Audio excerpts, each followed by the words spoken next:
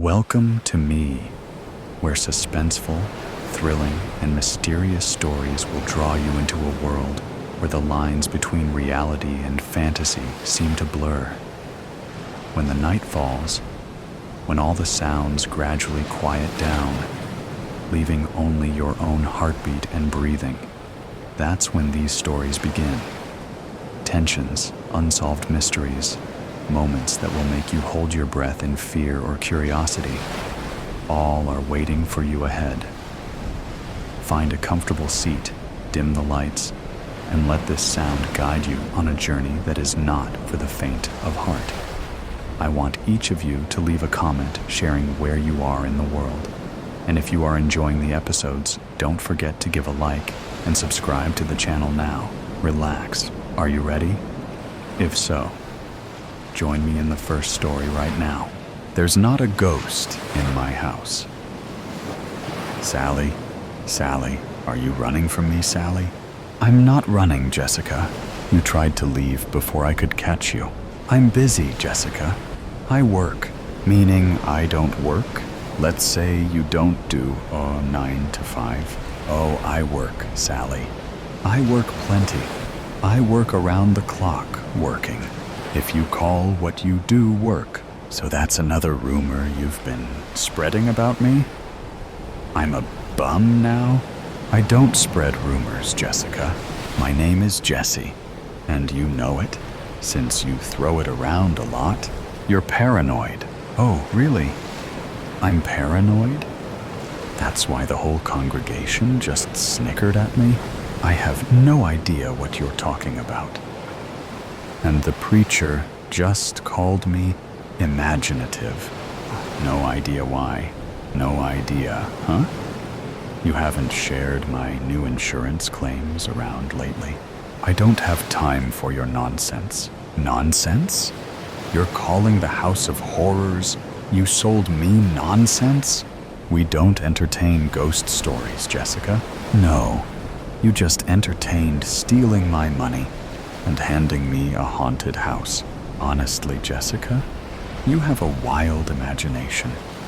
It's just an old house. Can you try to tone it down? Oh, I'm the liar now? You didn't disclose anything. You sold me a paranormal vortex. Jessica, I sold you a house. I didn't sell you a haunted house. Older homes are a little noisy. A little noise? The lights flicker on and off, like a damn hallway disco. Battering rams shake the walls. Something cold keeps stalking me from the laundry room to the upstairs. And then there's the whispers in the landing mirror. And I'm supposed to sleep with the corner shadows slithering past. Jessica, church parking lots are not the time or place for your ghost stories.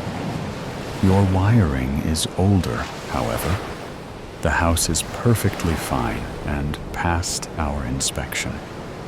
Your insurance policy will not be covering your broken dish claims or any other fabrications. You mean my floating dishes claims before they rain and smash, plus the floating beds claims, and the floating curtains, and the floating Emmy? I don't know what you're trying to prove, but it's not working. You're making a scene here for nothing. Please, seek help. Oh yeah, it's all in my head, Sally. Is that the game we're playing? The entire town knew about it. This is a county, not a town, Jessica. Fine. Sally. It's a hamlet, village, royal ripoff capital, in the middle of dumb duck nowhere. 'Cause menial technicalities matter more than the fact that you sold me a freaking haunted house. Even the locksmith threw the keys and ran. It seems you enjoy stirring up drama, Jessica. We will resume this conversation when you are calm. I've got a damn good reason to be dramatic. Drama is trying to live in that place without getting dragged into the walls myself. I wake up to doors slamming. I try to go to bed and the roof howls. Look at me, Sally. Not at this crowd. I don't know what you expect from me. It's not my problem. It's yours. No, you sold me a nightmare. And now I'm making it your problem. The whole damn place is cursed. And now I've got a town full of people looking at me like I'm some damn lunatic. I want my money back. I'm not giving you any money, Jessica. You signed the papers. You knew what you were getting. Yeah, I signed the papers, but you didn't tell me the house bled. I'm swimming in a demon ditch, and you knew it, didn't you? That's enough. I didn't do anything wrong. You're the one who... You act like you don't do anything wrong. Instead, you've been telling people I'm crazy. You've made everyone think I've lost my mind. But I'm gonna make sure everyone knows the truth. I don't know what you want me to do, Jessica. The house is yours.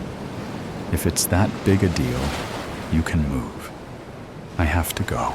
We're all aware you have your jolly holiday to pack for. But you're going to handle this first. My holidays are well earned, Jessica. Unlike some... You're saying that I haven't earned a holiday? I'm saying you need to take a step back. I would love to step back, Sally. I would love to just go home and enjoy a nice Sunday brunch without my forks levitating above my head. It's not in my head, Sally. It's above my head. And I have loads of video proof online. It all went viral. None of that has been proven to be real. Proven? You want me to prove it? How about you come over for a meal? You can even spend the night. The guest room has floating lamps and screaming furniture that likes to rearrange itself.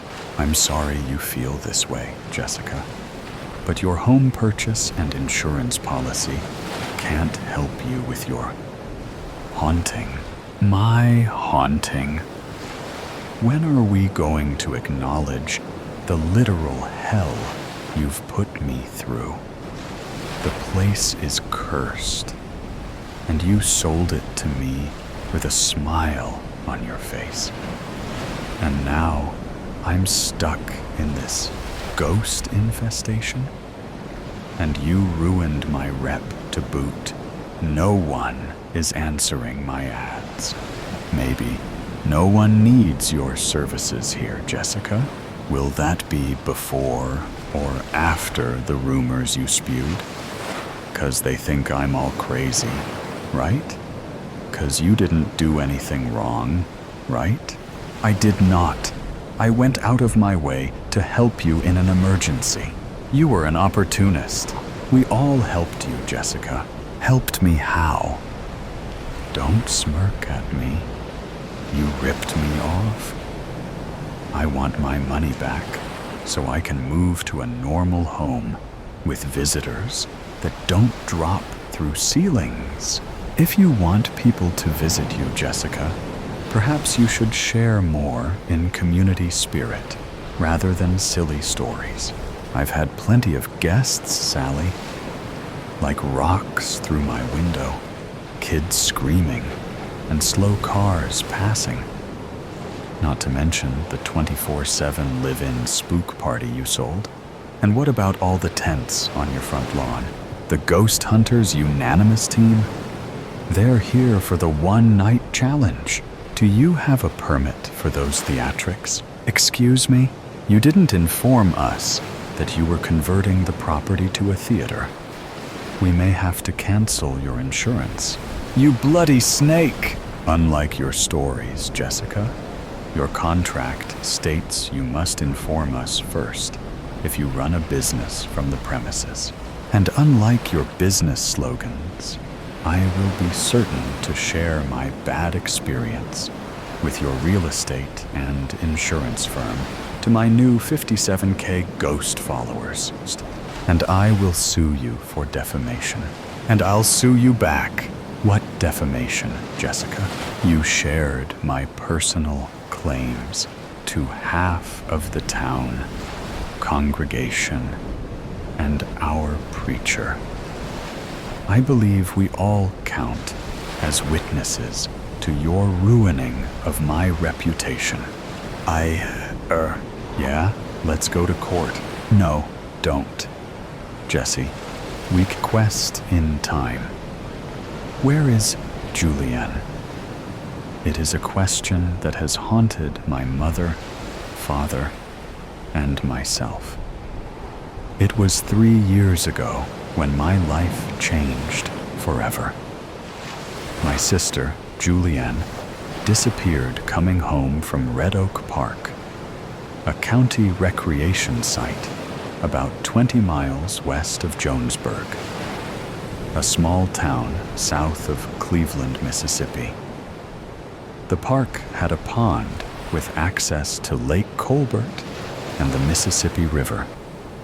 Lots of trees and hiking trails, campgrounds, and a couple of boat docks. My sister and her boyfriend had gone to the park to celebrate the Thanksgiving holiday. The two had gotten into an argument. She had gotten mad, told him to find his own way home, and had gotten in her car and left. First of all, you might be wondering why my sister was driving. That had a lot to do with the argument they had got into. Her boyfriend, Steve Simich, was currently a stalker in a grocery store, did not have a car, at least not one that worked, was trying to finish college, although not very successfully, and didn't seem too worried about whatever was ahead. My sister, on the other hand, Julianne Harden, had finished college, worked a full-time job, and was preparing for a life with a house, a family, and a future. Although there was no doubt she loved him, I believe that, looking back, she was beginning to doubt how much he loved her. His unwillingness or inability to move forward in a responsible manner was a red flag she couldn't ignore. So, that being the case, according to Steve's account, she blew her stack, fussed at him, and jumped in the car, speeding off down the road. She was never seen again. The police were called when she didn't make it home that night. Steve was interviewed, but the fact that he had to call a friend to pick him up at the park, something that was verified by the police, seemed to clear him of any part in my sister's disappearance. We called on friends and family, searched the roads between our house and the park, but found no sign of her or her car. 3 days later, her car was found in a church parking lot. There was no video or security camera, so no evidence of who left it there. No matter how we searched, or the police investigated, no evidence of her has been found since. I was 17, a freshman at Hobart University when this happened. She was 22, a graduate from the same college, and just starting her life. Although my questions started then, my quest didn't begin until my senior year, when I was finishing up a degree in criminal justice. My last semester at college, I had a chance to get an internship with the county sheriff's office, and I worked to get located at the same precinct that had investigated my sister's case. I did not mention my sister because I was afraid that they might see my placement there as some kind of conflict of interest. Luckily, it had been long enough since my sister disappeared that the detective assigned to the case, Jonathan Lucker, seemed not to recognize me or remember my name. I kept a low profile, determined not to be found out. I started in late January, with responsibilities to be assigned on a daily basis. My boss was Sergeant Holcroft, a middle-aged black woman who talked with a hard-nosed tone, but showed empathy and caring if you looked deep enough. In between cleaning interview rooms, filing personnel records, and filling out supply forms, I perused the computer, which I now had at least limited access to, and prowled the evidence locker to see what I could find out about my sister. Unfortunately, I could find very little that I didn't already know. She had left the park about 2 o'clock in the afternoon, according to her boyfriend's testimony, and started home. That was the last time she was seen. Being a long stretch of mostly rural highway, they could find no witnesses that saw her on the road, nor could they find anything that showed how the car ended up at the church parking lot. There weren't any fingerprints, DNA, blood, or any other clues in the car. And I was now determined to find out what happened to her. The only thing they found in her car was a plastic fork, not used, lying on the floorboard. Her purse and coat were in the back seat, as if they had been moved out of the way. Did that mean someone had joined her in the car? No one knew.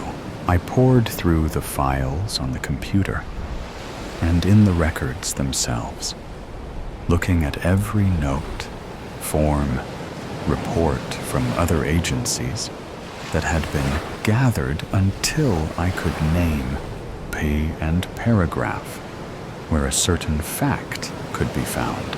"What are you looking at?" A voice suddenly interrupted me as I pored over papers on the back row desk that I had taken over. I was so concentrating on understanding everything that I could about my sister's case, I didn't notice the approach of Detective Lucker. This might not be good, I thought. Sorry. I sat back in my seat. I thought I would familiarize myself with some processes used to investigate cases, including your sister's case, I see, he said. Detective Lucker was short, slightly bald-headed, with a thin gray mustache, thick fingers, and eyes that looked straight through you. I sat back even more, surprised that he knew who I was. I had been counting on a non-existent anonymity, it seems like. He smiled. Yes, I remember you. I don't forget cases that haven't been solved, nor the people involved in them. I also don't have any problem with you researching the case. However, that may not be true of everyone in the office. There are 2 caveats. he continued. One is that you don't do anything that would jeopardize the case. You don't contact anyone. You don't mess with the evidence. You don't talk to anyone else in the office. If you have questions, you come to me. Secondly, if you come up with any facts, theories, or other information related to your sister's disappearance, you come directly to me immediately. Do you understand? I nodded enthusiastically. From having to sneak around, watching my back, to being given permission to research all I wanted to, discreetly, of course, was more than I could hope for. Yes, sir, I answered quickly. Anything that you have to tell me? He followed up with the to-be-expected question. No, sir. I shook my head. Nothing yet, he pointed at me. If you do find anything, let me know immediately. I will give you some hints, he continued. The boyfriend was investigated thoroughly. He had no motive, and we were able to confirm that he was at the park until he was picked up by a friend about 4:30. We could also not find any other friends or acquaintances who had motive or opportunity. She was traveling home alone. You will see all this on the report. Her phone stopped sending signals not long after it left the park. Whether she turned it off or the battery died, we don't know. From what Steve told the family after it happened, I interrupted.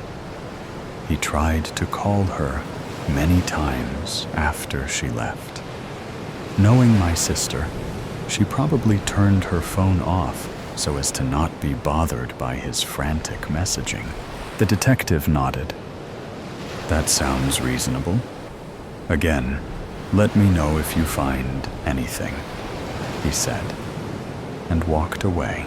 I took that as a command not to be trifled with, but I didn't care. Anything I found out would have been on his desk the next day anyway. So, in that regard, nothing had changed. Except now, I had permission. I didn't have to feel guilty about doing my behind-the-scenes snooping, and better yet, my quest to find out what happened to my sister was on full throttle. I am sure there are cliches that I haven't used yet, but stay tuned. I spent the next several days in between doing the job that I was actually hired to do, going through the folders that I had found in the evidence files.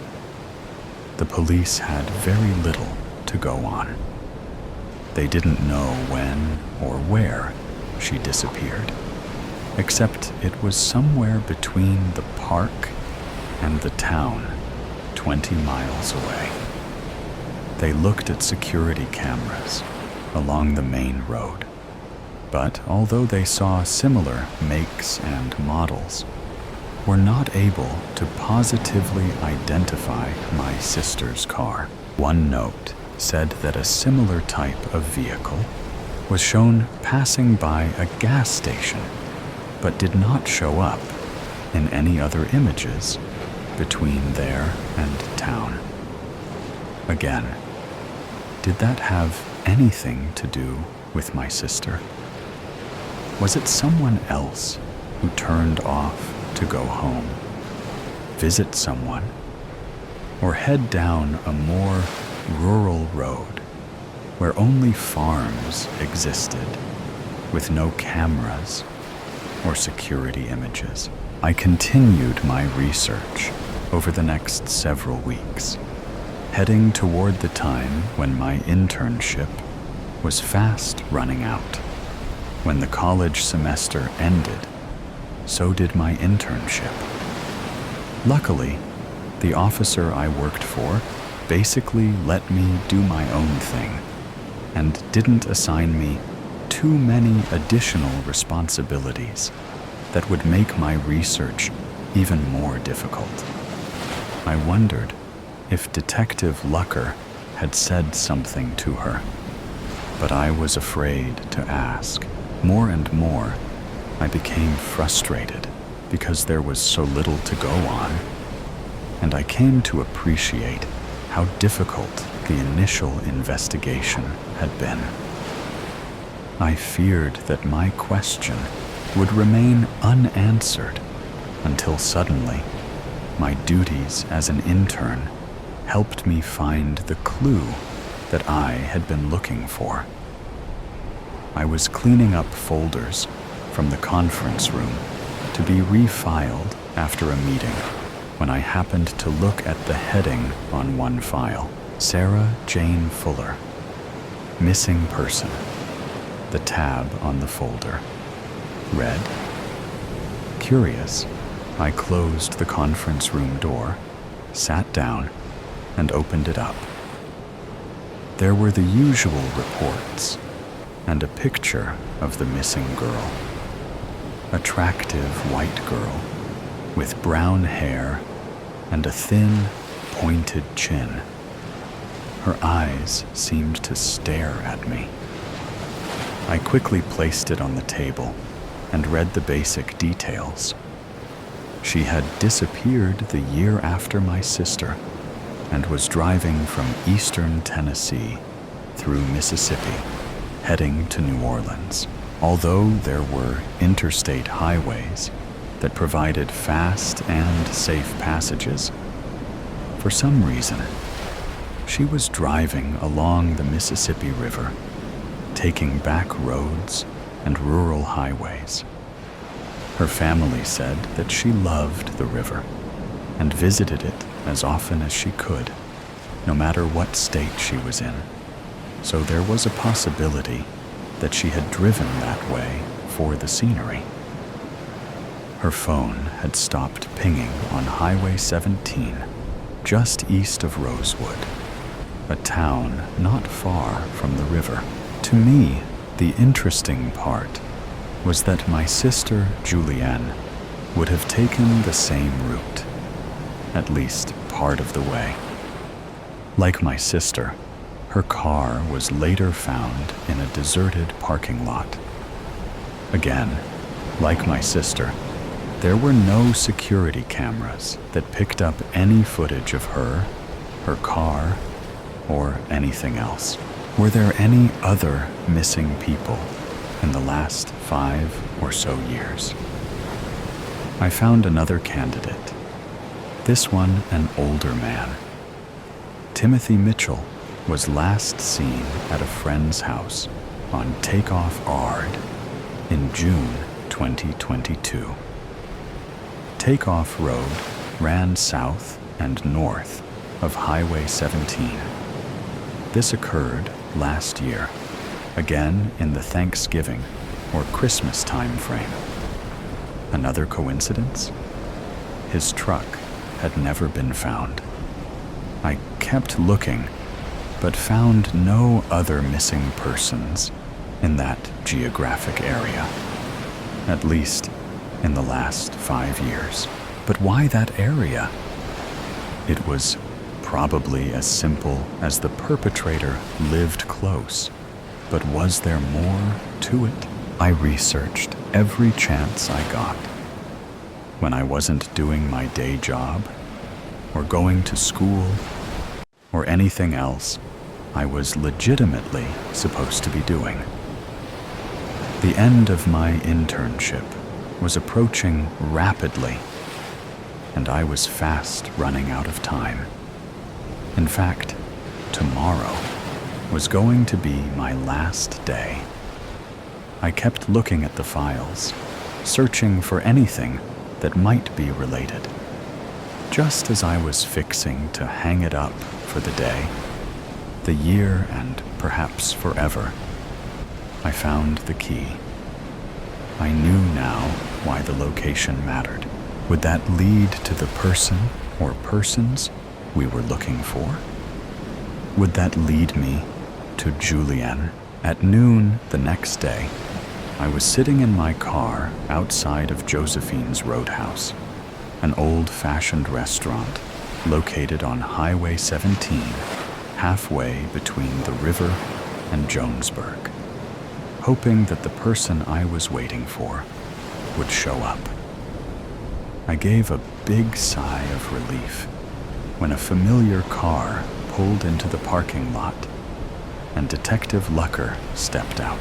I had left an invitation on his desk before leaving the night before, since today I would be involved in out-processing, turning in paperwork, filling out forms, etc., and would probably have very little time to see him in person. The invitation was vague, but stressed that it was not a social event and might be very important to an answer that we both wanted. I met him in the parking lot and we walked into the building. It was as old-fashioned inside as it was outside, with plaid tablecloths, white walls covered with old portraits, plaster statues on tables in each corner, and pictures of customers above each booth. We sat down and started looking at the menu. I was waiting for the detective to ask something, but he kept quiet, obviously content to leave it up to me. After we ordered, I looked at him, hoping that I wasn't going to sound like an idiot or nutcase. "Thank you for meeting me on short notice," I started off with. He nodded, but didn't reply. "I was researching, as you are aware, and I found some interesting coincidences," I said. "What coincidences?" he asked, already looking intrigued. I told him about the missing people besides Julienne, and stressed that this was only based on an initial search, and there might be more. "What makes you think they are related?" he asked. "The location was the first thing that came to mind," I replied. They were all thought to be either on Highway 17 or approaching or leaving the highway. Also, the time of year. All disappearances occurred in the November or December time frame. "I am assuming you found out what was so special about Highway 17, he asked. I nodded. "I believe I did. That is why I asked you to meet me here today," I said, taking a deep breath. Almost a year before my sister went missing, a wreck occurred on Highway 17. In that wreck, Joanne McKenzie, a 54-year-old mother of two, was killed. She supposedly lost control and hit a tree head-on. The car was old, and the airbag failed to deploy. "Supposedly?"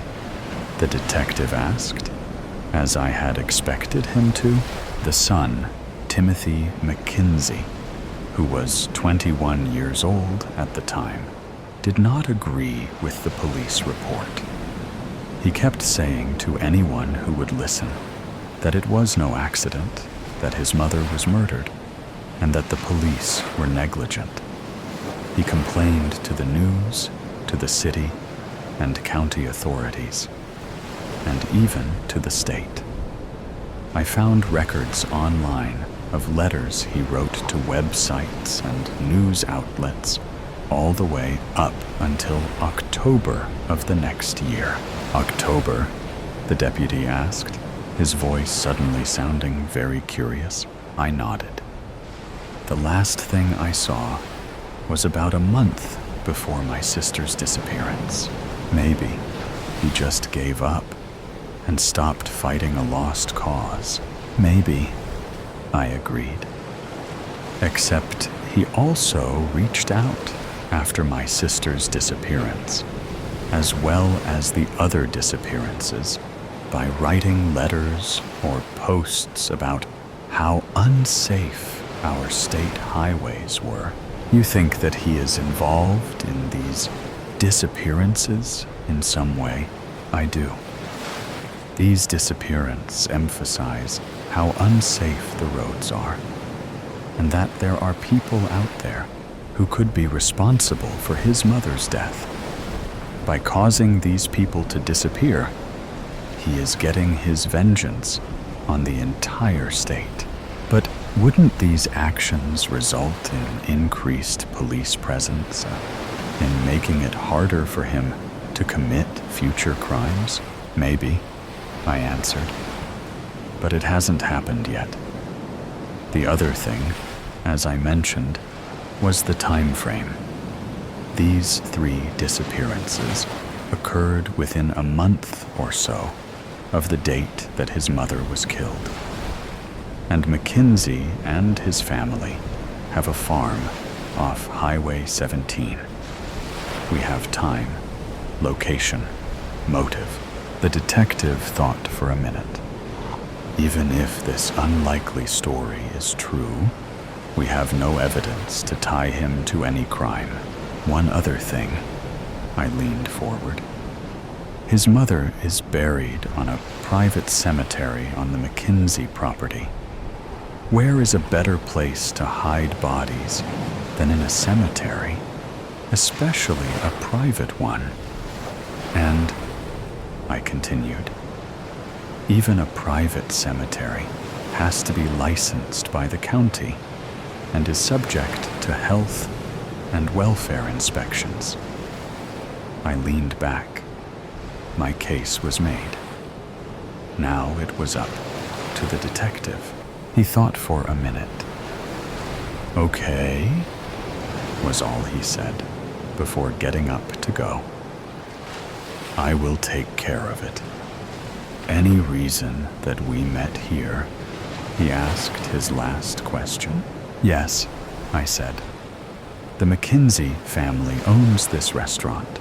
I waited and watched him leave. I had no doubt that he would find a way onto the property.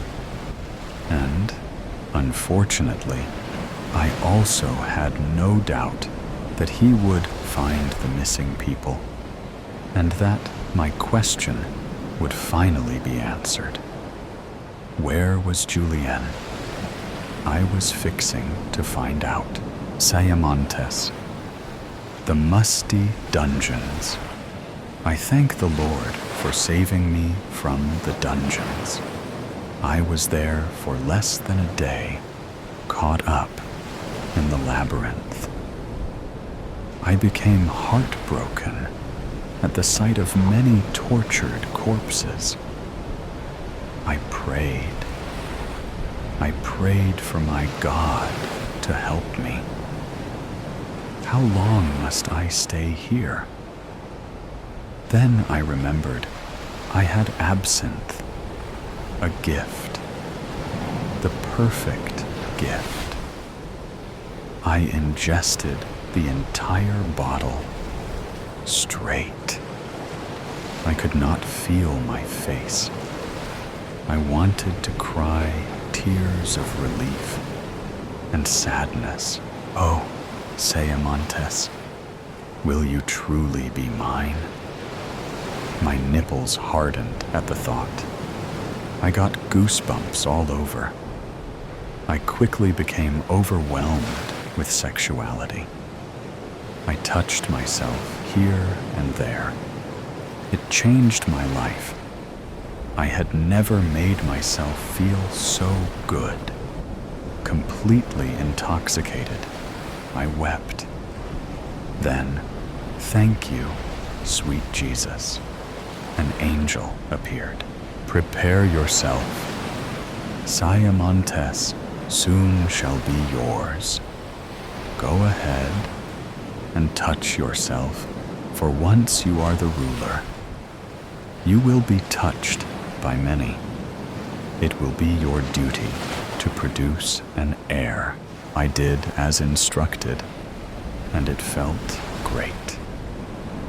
I went to rinse off in the shower, and I heard voices in my head. She hates us straight men. She's openly expressed that she wants to fuck us with dildos, to make us submissive, said one voice. Then I heard another voice say, let's get her when she's alone. What was going on at Sayamontes? I had to get back there. It is true. Sonia was going to overwhelm the male population with sex. Sex. All day, every day, until one produced an heir.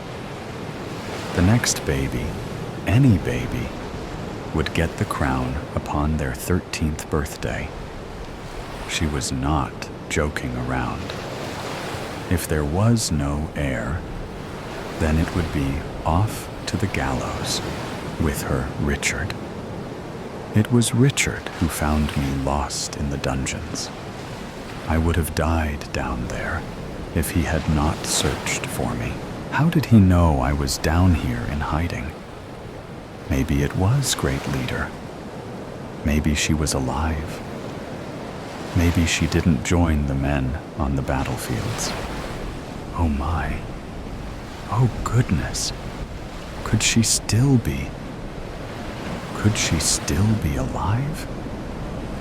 I asked Richard, how is our Great Leader? Tell me of Sayamontes. Please, please, Richard, tell me, I ordered, as he led me straight out of the dungeons. His torch was finely made. It shone bright. I cried as I smelled the fresh air.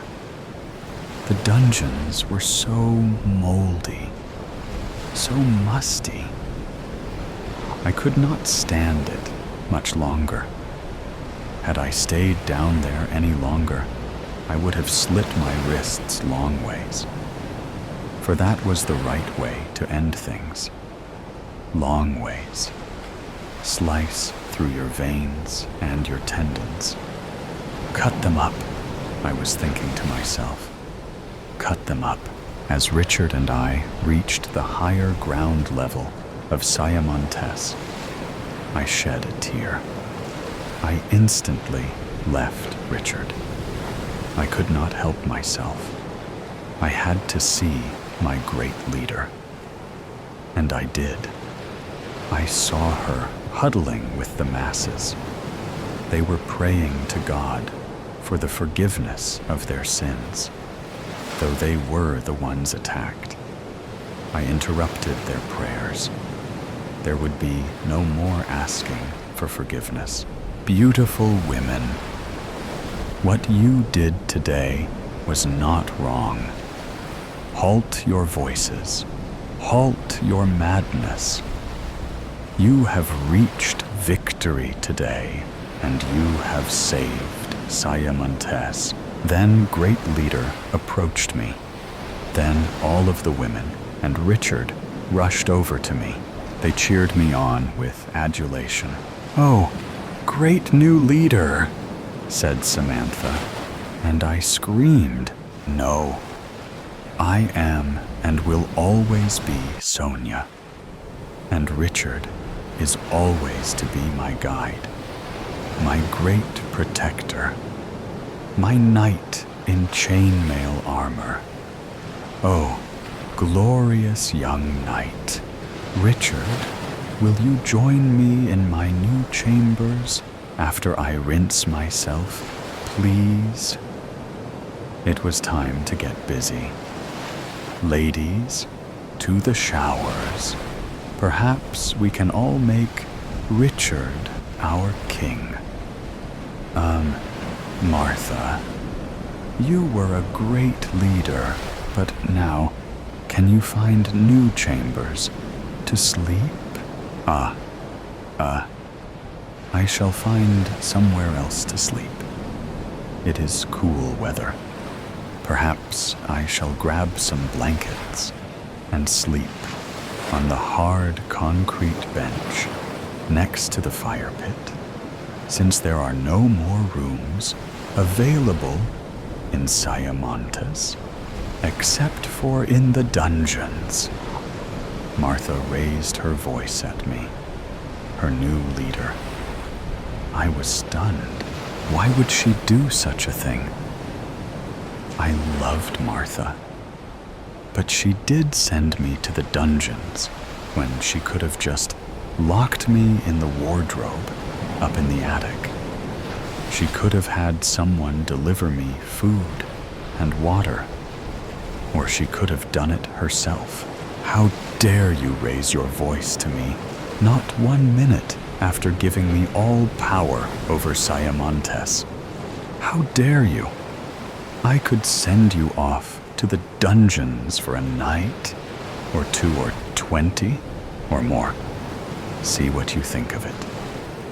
While I was down there, I saw your predecessor. She was cuddled up next to a corpse. Is that where you want to end up? I think not. To the gallows with you, I ordered. And just like that, the beautiful women went from loving Martha to hating her. Tar and feather, tar and feather, to the gallows with her, shouted the women in unison. In Siamontes, you never disrespect your leader. It could be punishable by just the stocks for a lesser offense, then the gallows, then it was execution, much easier than a week in the gallows without food or water. You would pray for rainfall and not get it. Pure and intense suffering. And the mosquitoes at night would make you wish you had never been born. Stuck in your own filth, you could cry out to God all you wanted, but not even He could unlock the locks in the stocks. Strip her and search her right here on the spot. Then lock her away in the gallows until her death. Wait! Screamed Martha, but it was too late. They ripped off her dress and everything else. They had to drag her through the mud in the rain. Way to the gallows. Sludge covered Martha. She looked disgusting and pathetic. The stocks first, the hands second, and the head was locked in third. Lick at the rainwater. You'll die slower, I said. Then we abandoned her. We went back inside Siamontes out of the rain, and we rinsed off in the showers. We met Richard in my chambers, and we all had a good time. Perhaps this would be my good reckoning. Perhaps sweet Richard could give us an heir. I just wish he had a better nose and stronger thighs. Not the best in the bedroom. Richard would die soon at the age of 19, but that is a story for a different day. Good night. Birthday, fear, and marriage. A toast, she exclaimed, holding up her shot, waiting for the others to follow suit. The 2 men held up their drinks, clinking and laughing. Happy birthday, she yelled unusually loud. I'm sure the whole bar heard her.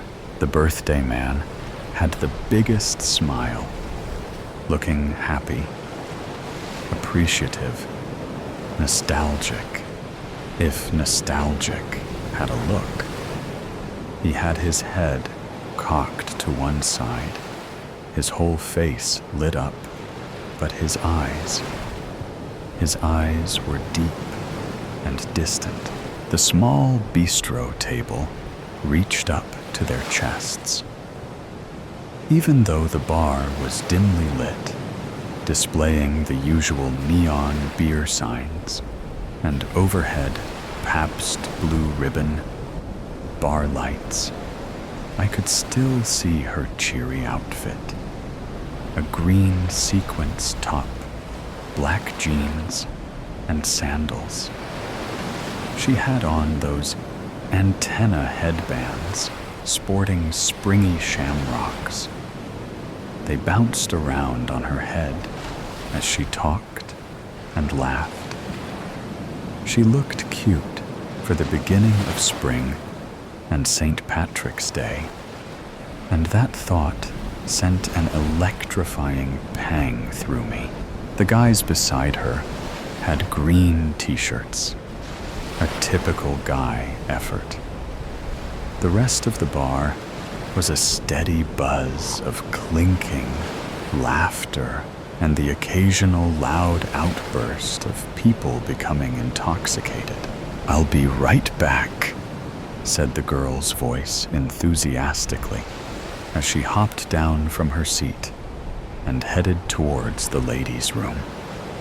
Her blouse reflected the lighting, and she appeared to glide away, her long, dark hair trailing behind. The guys chopped it up, patting each other on the back and carrying on like teens. Brothers? Or father and son? I couldn't recall, but they looked slightly alike. Then I remembered that the big guy had an older brother, so this one must have been his son. "I got another round," the girl in green declares excitedly. She puts down 3 green beer mugs and returns to retrieve 3 shot glasses.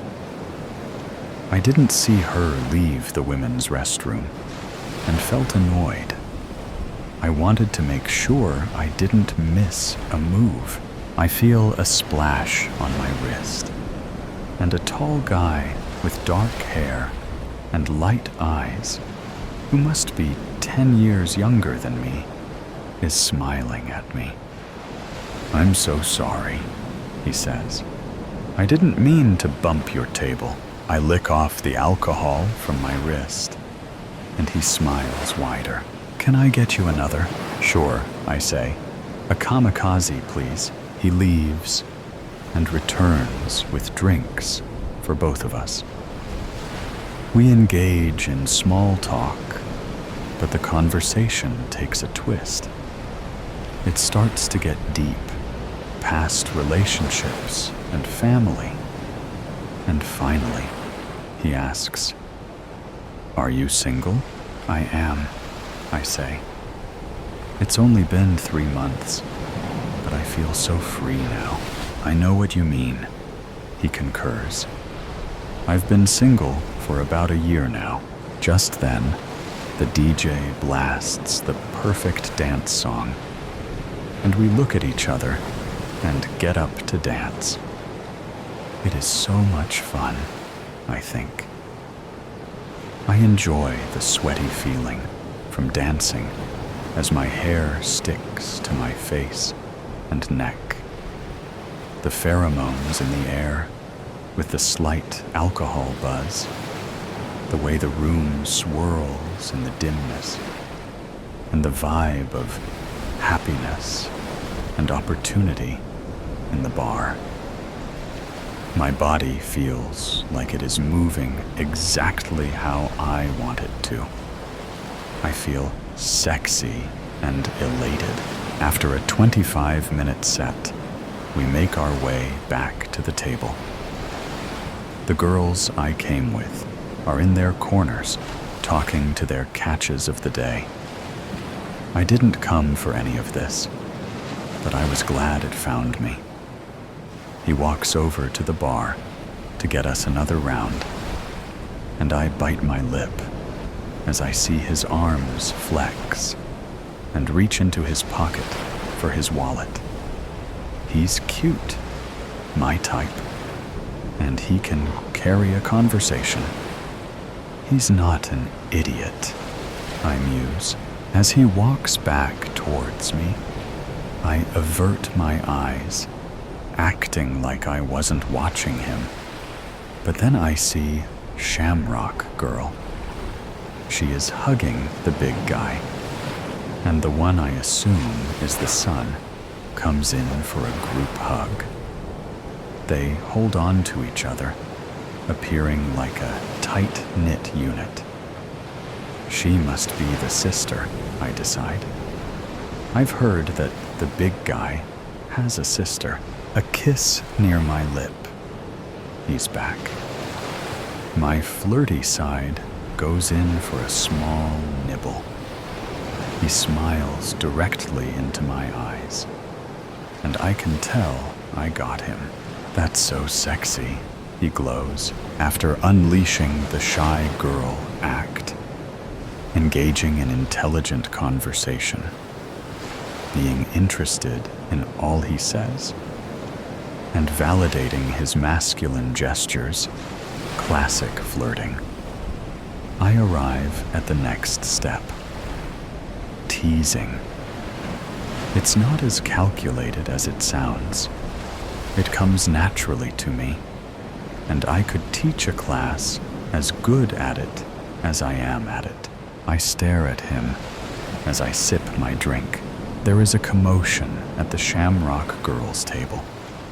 A group of guys and a couple of girls come in, high-fiving and hugging the three family members.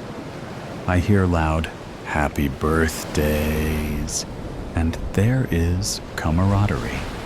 It's a celebratory moment. I've had enough! I didn't come for this. I stand up, grab my jacket, which feels heavier than usual, and tell my cutie I need to find my friends. He looks disappointed, and I am struggling to keep my composure. My chest starts to feel tight, and my stomach starts to turn. I feel my heart beating faster, and my hands begin to shake. I feel sadness, then resolve, then the anger. I became blind. I walk to the Shamrock Girls' table and stand directly before her. My eyes are hard, and I stare at her. She stops talking, and her face straightens. The big guy, the killer, sucks in his breath. Must be nice, I utter. Must be nice to have a brother to celebrate his birthday with. My voice becomes louder and colder. She doesn't say anything. The surrounding people begin to look towards us. I snatch her hair with exceptional force and yank her face to the table. It is then the rage takes over. I fucking hate you! I scream at her. I hate you, I say to the big guy, attempting to reach for his sister. I pull the small, sharpened, handheld spear I carry and jab it into his hand. He yells and pulls his hand back. It is dawning on her who I am. She thought 25 years ago was long forgotten. The big guy thought it was behind him. He felt he paid his price for killing my brother, his classmate, and his childhood friend. But he didn't. I didn't get to serve my justice. I'm screaming viciously at everyone who is attempting to reach for me. I look like a rat cornered, trying to find a way out. In the corner of my eye, I see my cutie. He doesn't look shocked. He is slightly smiling at me. "Let me do this!" I scream. I raise my other hand with my spear and see myself driving it into her temple as I hold her down with my other hand by her hair. "No, don't," was the only muffled words I heard from her. Screams ensue as I graze her head and stab the table. I plunge over and over on the wooden table beside her head until the adrenaline starts to subside. I realize the music has stopped and the whole bar is watching. The big guy was stunned, but he didn't restrain me. He let me do it, as I asked. He's holding his hand. He mouths, "I'm sorry," as the bar begins to fade into black. I feel someone's arms gently touching my shoulders, and my shoulders start to cave in.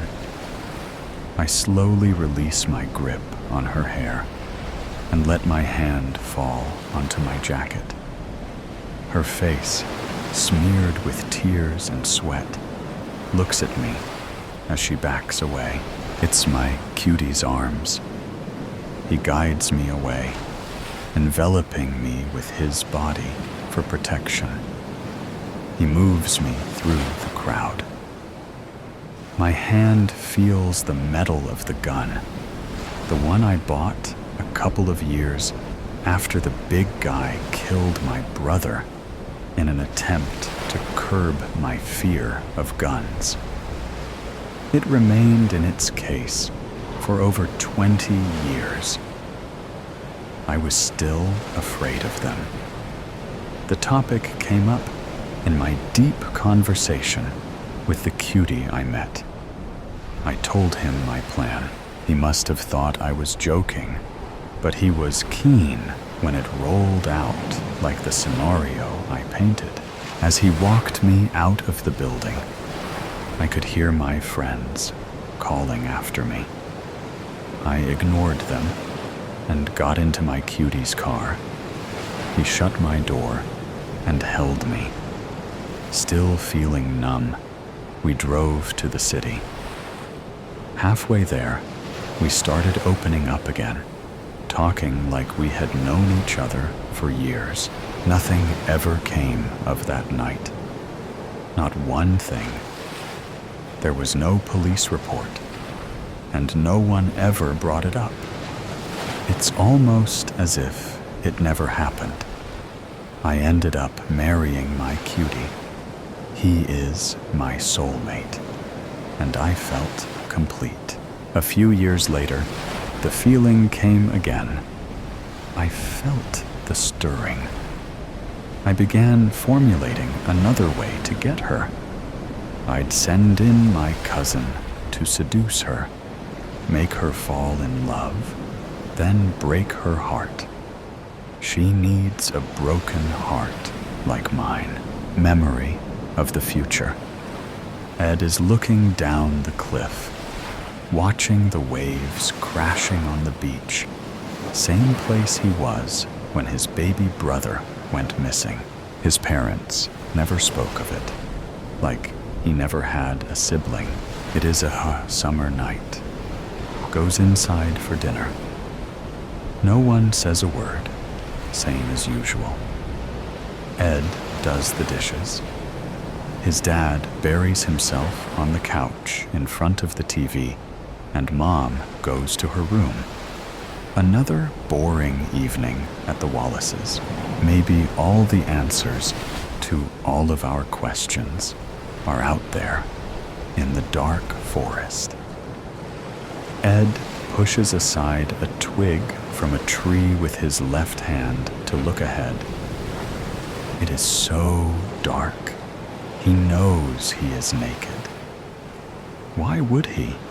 He wonders. It is freezing. Now he is elsewhere, in front of a shed. On the other side, He simply knows there are three beings, which could passed off as triplets, all looking the same, except the one in the middle seems to be a female. They are facing the wall that takes to the woods. Their oval heads are almost a triangle with a pointy chin.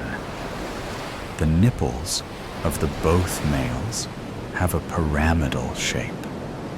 The females are round. The three of them appear to be wearing a silvery overall, orange latex gloves up to their elbows, some work boots. Only those aren't brown or black, but in the same silvery tone. Or are they? Their actual feet. They got only 2 toes, the eyes completely white, no pupils or lids, and pointy ears, like they were elves from a fairy tale. They seem to albinos, the skin so white. They are staring at Ed like the shed was gone. He can also see them clearly. The walls appear invisible. Ed doesn't know what to do. No matter, though, because he suddenly realizes even if he wanted to move or scream or run, he couldn't. They wouldn't let him. Ed is back in bed. Was it a dream? Whatever it was, he can tell inside that shed there was a time machine. A young boy went there every night to build it, so he could get back the girl that ditched him.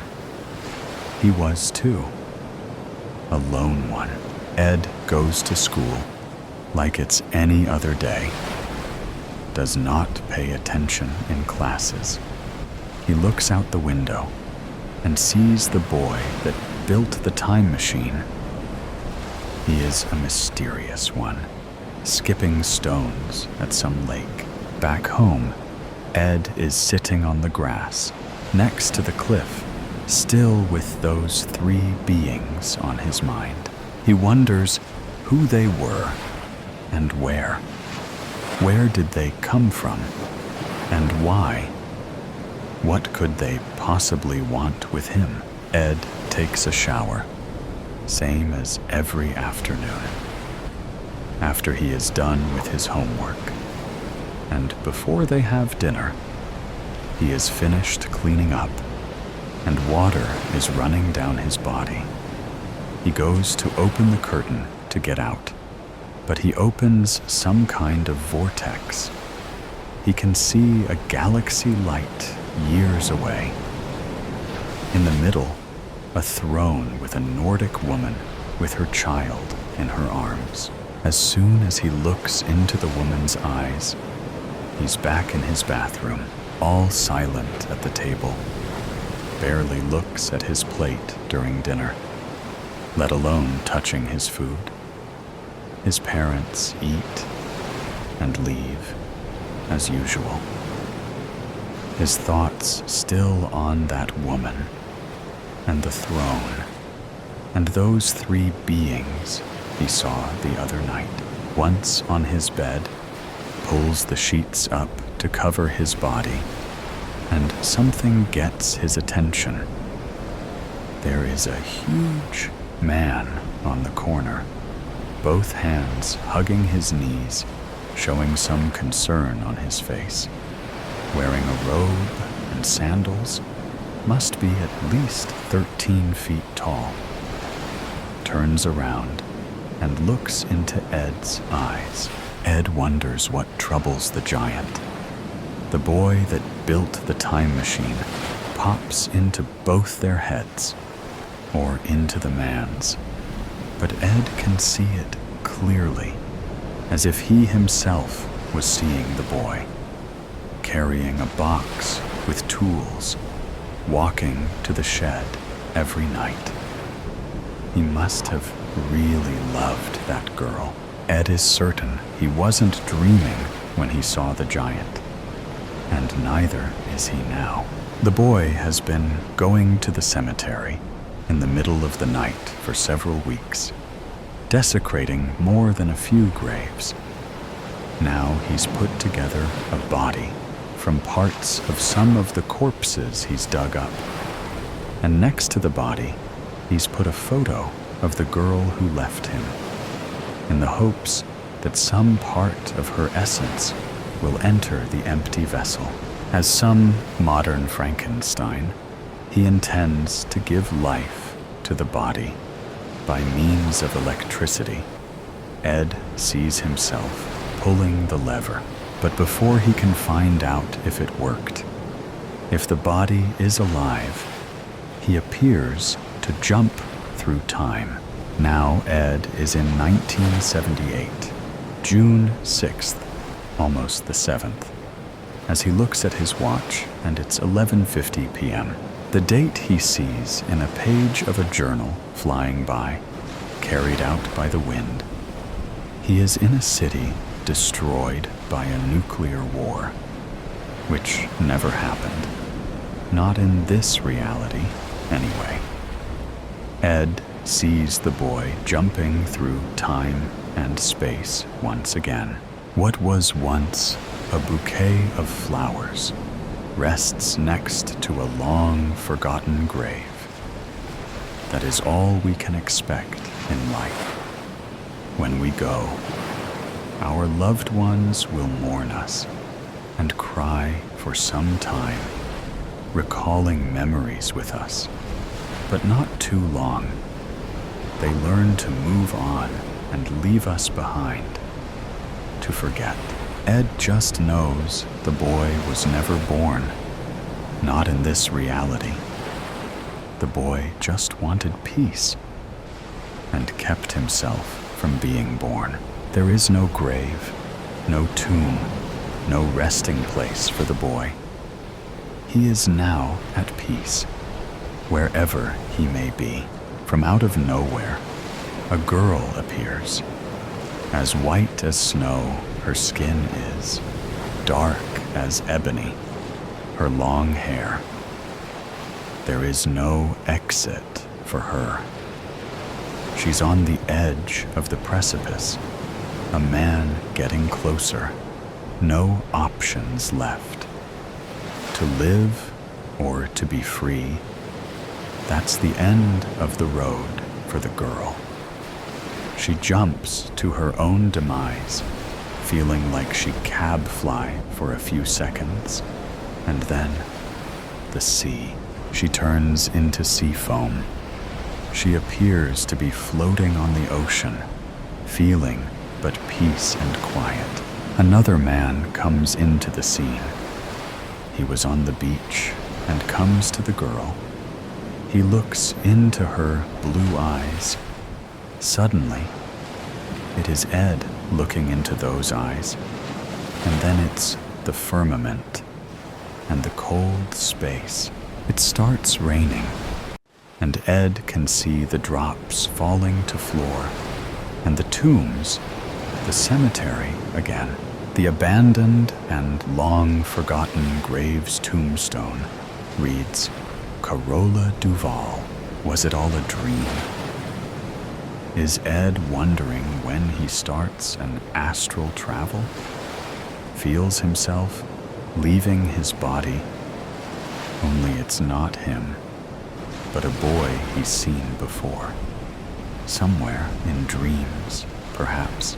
Ed sees the boy getting back in his body as three tall beings with elephant-like skin stand next to him.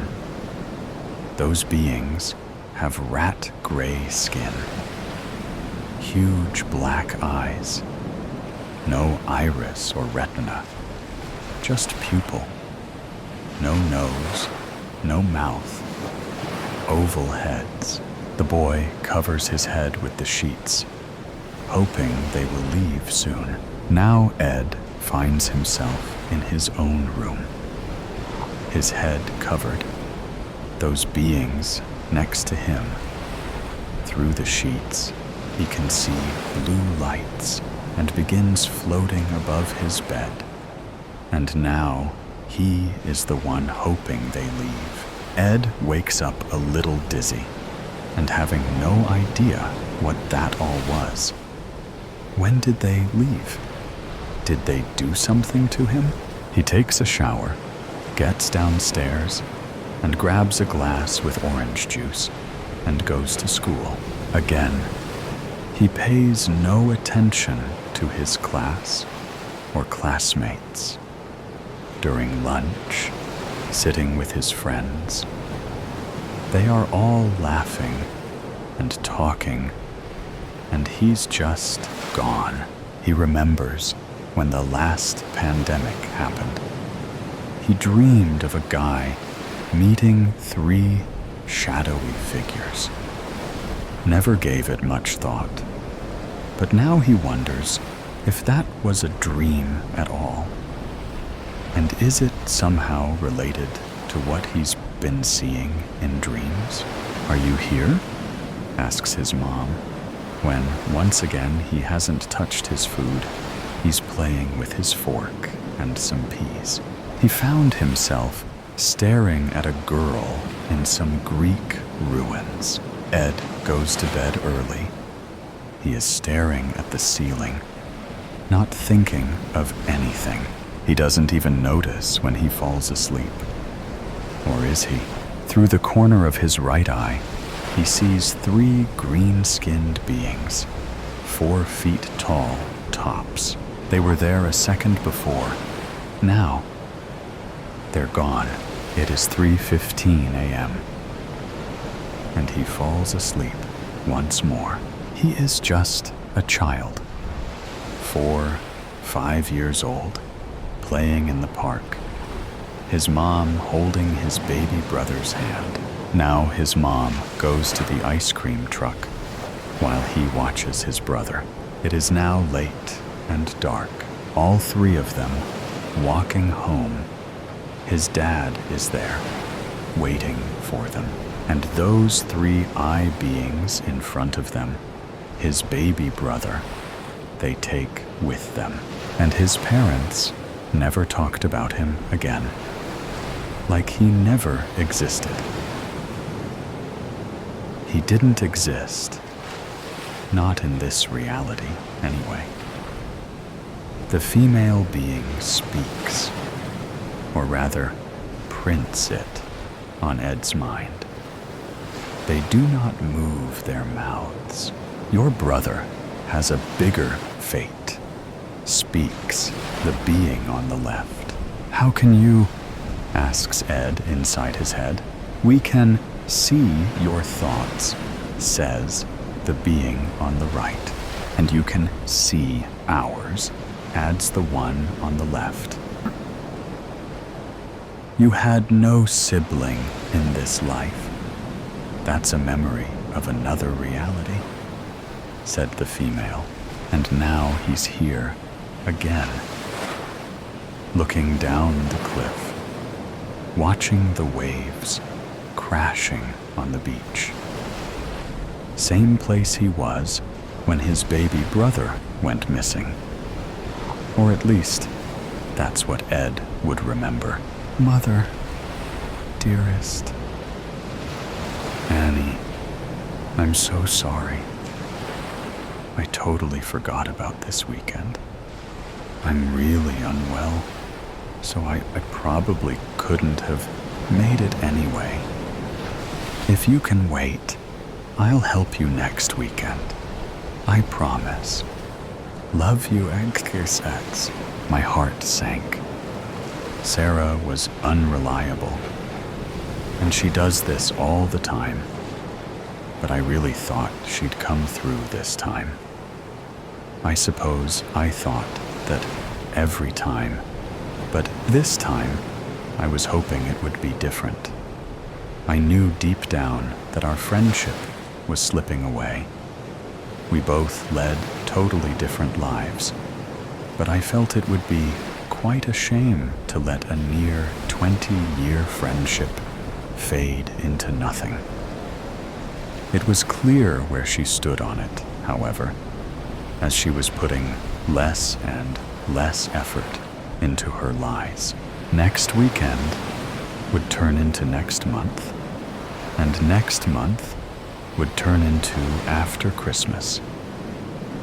By the time we got round to it, when she had a weekend where she had nothing else to do, my Gran's old house would be commandeered by rats, bugs, and all manner of weeds. It was now going to be a long, lonely 3-hour drive across the country to New Biggin, and an even lonelier weekend clearing out the house. Part of the reason I'd wanted her to come was that I didn't want to stay there overnight on my own. It was the creepiest place I'd ever been.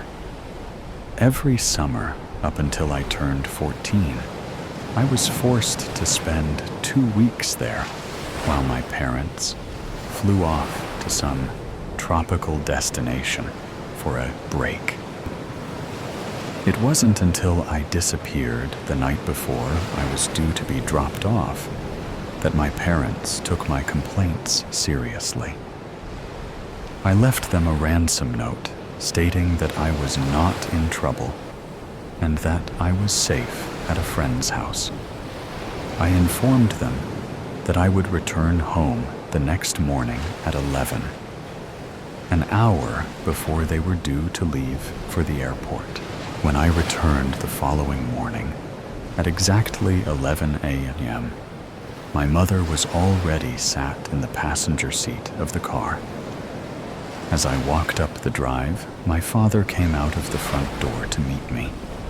He handed me the house key and an envelope, and looked at me with a sly grin.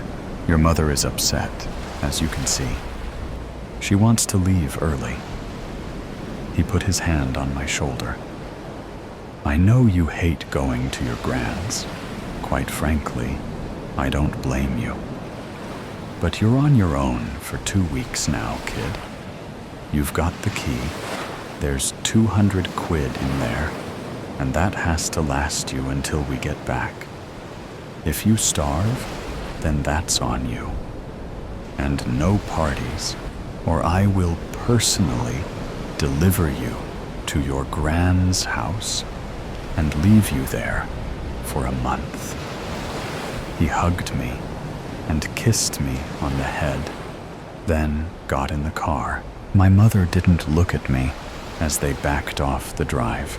After a few hours of flicking between podcasts and the radio, I pulled onto the narrow country road that led to the house.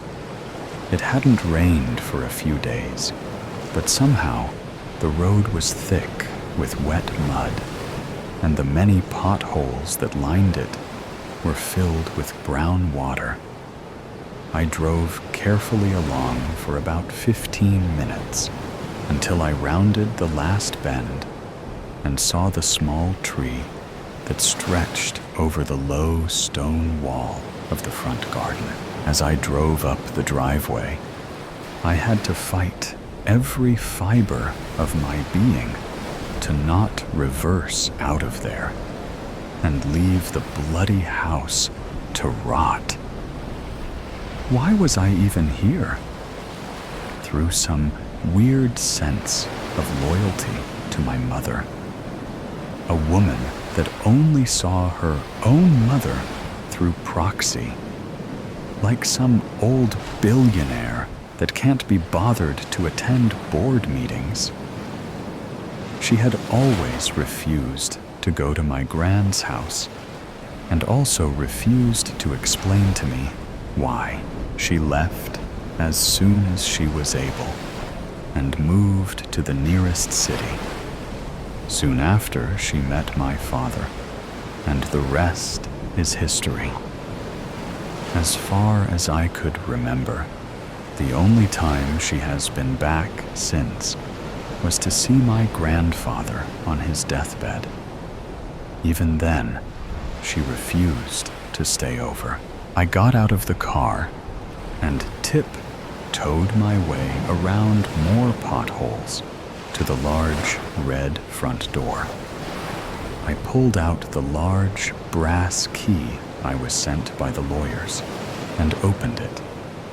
It was made from a thick slab of heavy wood. I had to use my shoulder and put all of my weight into it to push it open. Once inside, I struggled to see anything. Dusk was arriving outside, and the windows were so thick with grime that the little daylight that was left was barely getting through. I pulled out my key ring and turned on my small travel torch when something to the right of me caught the corner of my eye. Something moved. I know it did. The painting above the radiator moved its head. I swear it did. But it couldn't have. Obviously. It's a painting. My hand were tingling, and my heart felt like it was climbing a hill in a spin class. I kept the torch shining on the painting and took a few deep breaths, holding for 4 seconds and then exhaling. The painting did not move, Annie. I made my way down the hallway to the main room. I retraced my childhood steps towards the large lamp in the corner of the room. I would sneak down here in the middle of the night and read all of my grandfather's old books. The only thing I actually wanted from this clear-out was his original copy of the Lord of the Rings trilogy. I would read it every summer. It was the only thing I looked forward to. I found the lamp. I fumbled around with the switch as my hands were still sweaty. When I eventually got it on, my heart sank. The bookshelf was empty. There is very little dust on the shelves, which means it was recently cleared. As far as I was told, I had the only key, so either I was being lied to or someone had broken in. My only hope was that they were in the cupboard at the bottom. I looked in with my pocket torch and was met with spider webs. I made to stand up, but something stopped me in my tracks. I froze to the spot. My eyes widened to the point where I thought they might fall out. I held my breath. Silence surrounded me until I heard it again. It pierced through my chest. I wanted to scream, to heave open the huge door and leave without looking back. But something kept me there. I slowly turned around. I tried to silently creep through the room, over to the bottom of the large wooden staircase in the middle of the grand hallway. But with every step came a creak from the ancient floorboards. Each creak of the floorboards seemed to reverberate up my spine. My head was fizzing. I reached the entrance back into the hallway, and I could still hear the laugh. It was coming from upstairs. I was drenched with sweat. I could almost feel the drops leaving my pores. My cortisol levels must have been breaking all sorts of records. This is insane. Why am I going up the stairs? At the top of the stairs, the main bedroom and the bathroom were to the right. On the left was my mother's old bedroom, the bedroom that I inherited during those dreaded summers. I waited at the top and held my breath, listening for the laughter. If this was all a game by some silly country kids, they would be lucky to leave with all of their fingers. After a few seconds, I heard it. It was coming from my mother's old room. Enough sneaking about, I leapt up the final stair and burst into the room. Empty. I listened again, but the laughter had stopped. I shone the torch around the room. I had to take a second to think back, to make sure I was remembering things right, as the room looked totally different to the last time I was here. It had been turned into a shrine for my mother. There was pictures of her everywhere, some with her parents, some with my father. There was one of her holding me as a newborn, some with her and friends. All of her old toys were dotted around the room on shelves and drawers. Old medals and school certificates were stuck to the walls.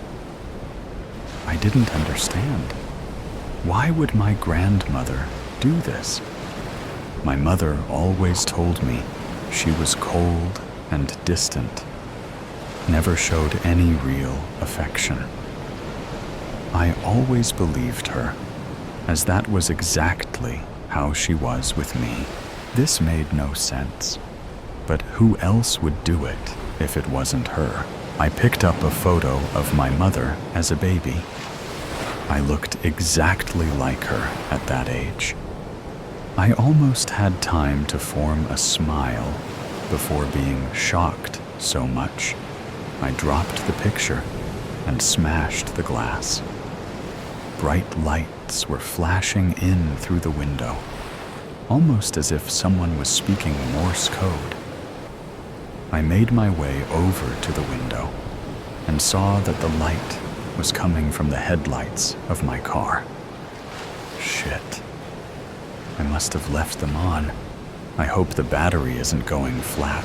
I rummaged around in my pockets for my keys until I realized I had them in my hand as I was using the pocket torch I made to turn around, when I felt an ice-cold hand grip the back of my neck.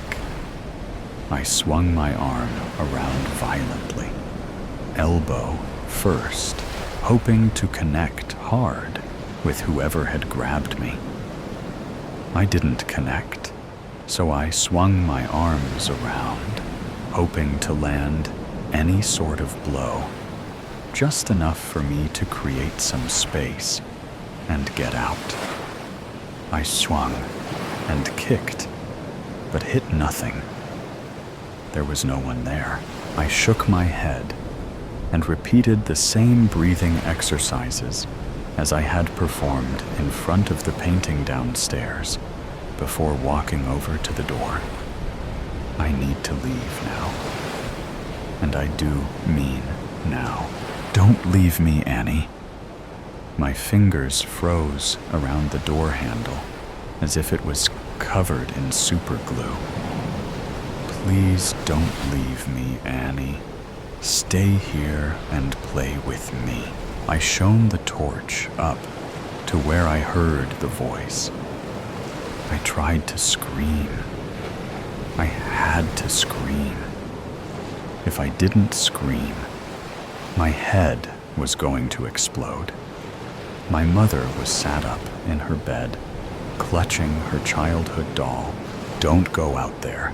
If you go out there, you'll die. I don't want you to die, Annie. I want you to stay here with me forever. The scream finally left me. It left me with more force than anything I have ever felt in my life. The whole room seemed to shake. I screamed until every last breath had left my lungs. Then I threw open the door so hard it almost came off. Its hinges. I sprinted down the stairs, jumping down the last 4. I reached the front door.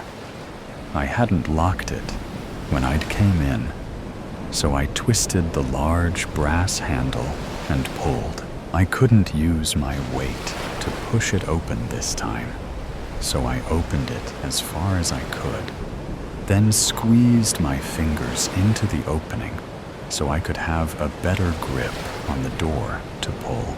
I heard the laughter again. It was getting louder, which meant it was getting closer. "Annie, don't be silly. You'll die out there. Stay with me." I pulled and pulled. I eventually put my foot in the gap and pushed the door back with my heel. Once there was enough space, I squeezed through, then sprinted over to my car, swinging the door open, then diving in. I turned the key once, twice. On the 3rd time it worked. I put it into gear, ripped the handbrake down, span around, and drove straight through the closed gate. The casualty has been identified as Annie Jones after her car skidded off a country road and collided head-on with a tree. The incident is made even more tragic, as she had been driving back home after visiting her late grandmother's house to deal with her estate due to the tragic deaths of her mother and father the previous year. Our thoughts go out to her close friends and family at the unfortunate time. Banshee. The soft cushions of the leather couch cradled Kim's sweaty body. Her vision was fuzzy and dark, like looking through smudged sunglasses. She blinked rapidly, hoping to remedy her skewed sight. Then she heard voices, male and female. Yes, I did call 911. She needs to get better mascara. There's no way that was mascara. Kim recognized those voices. She must be on the couch in her office. But why? Well, what could it have been? Never heard anyone scream like that before. I know. It was unnatural. She must have had some kind of seizure. Yeah, it seemed her dog sensed it was going to happen. Oh, definitely. Don't worry, Kim. I'll take care of Groot while you're at the hospital. You won't believe this, but I had my first hot flash last night. It was so disgusting. Kim wasn't sure if that was TMI, but she was the broker and founder of this real estate firm, so she had the right to say whatever in the hell she wanted. However, she did find it uncomfortable to talk about. She just couldn't stop thinking about last night's sweat fest. "When did you have your last period?" Shelley asked. Kim scanned the faces of the 12-member team of real estate agents gathered at the conference table. Mostly men. Men didn't want to talk about this crap. Kim had never felt comfortable talking about female plumbing issues either. And this was not the time, nor the place, nor the company to speak of such things. She shouldn't have started this conversation. Just not thinking clearly today. Moving on. Jeffrey, you have a new listing? Subject changed. Every day was bring your dog to work day. Kim brought Groot, a 2-year-old male Wheaton Terrier. Other team members brought their dogs as well, and all the canines got along. During the Monday meeting, Groot lay in his bed behind Kim's chair at the head of the table. Suddenly, he started whining, high-pitched and annoying. All conversation stopped. Groot went to Kim and pawed at her lap. Still whining, she rubbed his head. "What is it?" "What's—" Kim sucked in a loud breath, stood straight up, as if her spine had instantly become a metal rod. Then she started a low, guttural growl. She began to drool, long strands of saliva slinking from the corners of her mouth. People gasped. Kim faced the table, placed her hands on it, and crawled on top. She sat on her heels, stretched her torso and arms forward, and pointed at Jeffrey, who was seated at the other end of the table. Her index fingers were side by side, lips parted, teeth gnashing. Kim let out a shriek that had the agents covering their ears. Thick, black tears oozed from her eyes, made mad streaks down her ruddy cheeks, and dribbled onto the table like globs of old motor oil. All the dogs in the building barked. Most of the agents sped from the room. Jeffrey plastered himself against the wall behind his seat and stared at Kim, his eyes and mouth wide open. The shriek lasted for at least 60 seconds. Kim collapsed onto the table. At the hospital, Kim was informed that her scans were clear. The results from the cultures of the tears would take a few days to come back. The doctor had no answers for her regarding the shriek. She stayed overnight and then went home at 10:25 a.m. Kim had just put on pajamas and was ready to relax when she received a phone call from Shelley, one that put her in a fetal position. Heading south on I-85 in his very expensive, high-performance BMW, Jeffrey was breaking the speed limit, 10 miles over. It was no big deal, but it was raining. He was in the fast lane, as always. He rarely got to drive his car the way he wanted.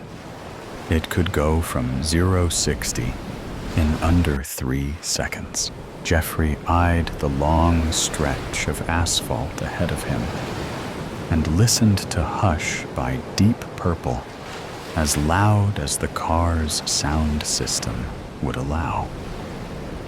He was about to gun it when he saw a sedan slide from the northbound lane, coast through the grassy median, and head straight for him. Shit! Jeffrey stepped on the gas. The sliding car missed him, but wrecked into the truck behind him. Looking in his rearview mirror at the carnage of the colliding metal and glass, Jeffrey yelled, "Holy hell!" That's when he started to lose control of his vehicle, zigzagging, the road water washing up onto his windows from the right and the left. And then everything in Jeffrey's world stopped. At home, Kim sat on her sofa, weeping. Her father sat beside her, hugging her shoulders. "I can't believe this." "I know," said Marcus. Then he let out a hefty sigh. "I have something to tell you." "What?" "It's about your mother." Kim scowled at her father. They never talked about her mother. "It's about her death." "You want to talk about that now?" "Yes. It relates to all you're going through." "What? How?"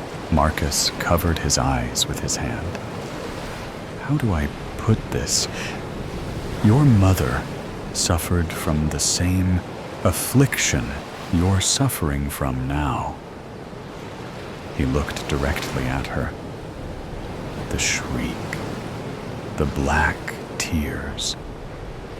You're what is known as a banshee. Kim stared at him as if he had grown another head. That's not funny, Dad. I'm totally serious. Banshees shriek at people who are about to die. It's why your mother killed herself. She took a good, long look at his aged, hard-lined face. He wasn't lying. She should be mad that he hadn't told her this long ago. She wasn't. Couldn't be. She was too numb and too tired to feel anger toward him. Be prepared. People at work will stare at you. They'll talk about you, wonder things about you, even be afraid of you. Is that what happened to Mom? Yes. She began to cry again. I'm so sorry, honey. After 10 minutes of weeping, Kim drank the hot tea her father had made. Groot went to her and sat beside her on the couch, which reminded her, Dad, Groot whined at me just before it happened. Yeah, nearby animals can sense the episodes before they happen. Don't know why. I've done a lot of research, but haven't determined why that happens. What all have you discovered in your research? Well, that only women are banshees, that it starts at menopause, that you'll be a banshee until you die. Fantastic. Didn't you know this was going to happen to me? We hoped it wouldn't. Your mother's mother said it might skip a generation. Hey, well, guess what? She sipped her tea. You should have warned me. I'm so very sorry. Marcus kissed his daughter's forehead. But seriously, what good would that have done? Kim thought about that. Her only response to his question was a shrug. Kim stood in the bathroom, blowing her nose. Her father had left a few minutes ago. She was still struggling to process all he had told her, and she was seriously thinking of retiring to avoid everyone at work. She could do it. Then there was Jeffrey to think about. His funeral. Damn it. This was all too much. She had worked so hard to get to where she was in life. A multi-millionaire at age 30. One of the premier real estate brokers in Greenville, South Carolina. Now she was... what? Some kind of supernatural being? Seriously? She had so many things she still wanted to do with her career, her personal life, and perhaps with Jeffrey. Had her mother experienced similar disappointments? Kim began to cry again, but then Groot came into the bathroom and started whining. That high-pitched, annoying whine. And he pawed at her. What the hell? Kim looked at herself in the mirror. Big eyes, gritted teeth, drooling. Then the clear tears became thick and black. She pointed at herself. I wasn't expecting that. And then the shriek, shattered truths. In week 52, the little town already shimmered with the anticipation of festivities. Strings of twinkling lights adorned street corners, their glow reflected in the frosted windows of small houses. The air was somehow alive with the scent of candied almonds, cinnamon, and vanilla. sweet bakeries waiting to be shared. Yet amidst this explosion of life and light, Henrik remained unmoved in his own house. Only now did he notice the splinters on the frames of the old windows. It irritated him.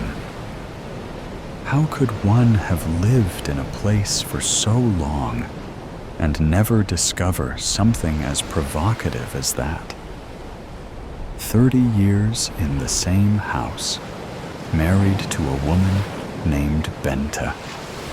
She never had much interest in cleaning like most women her age had. Henrik looked up from the bed where he rested his body in the afternoon. Naps like these started to occur more often than before. Probably age, or hell knows why. The door was open, and he could see the light from the lamp in the kitchen. Very faint, but just enough to see clearly. When was the last time he changed the light bulbs? Or maybe the last time he did that? Maybe 4 years ago? Or 6? Henrik got up and walked around the house for a moment until he saw the old plates. Small teacups were there too. They had gathered dust over time. Why did she even collect them when she didn't even polish them?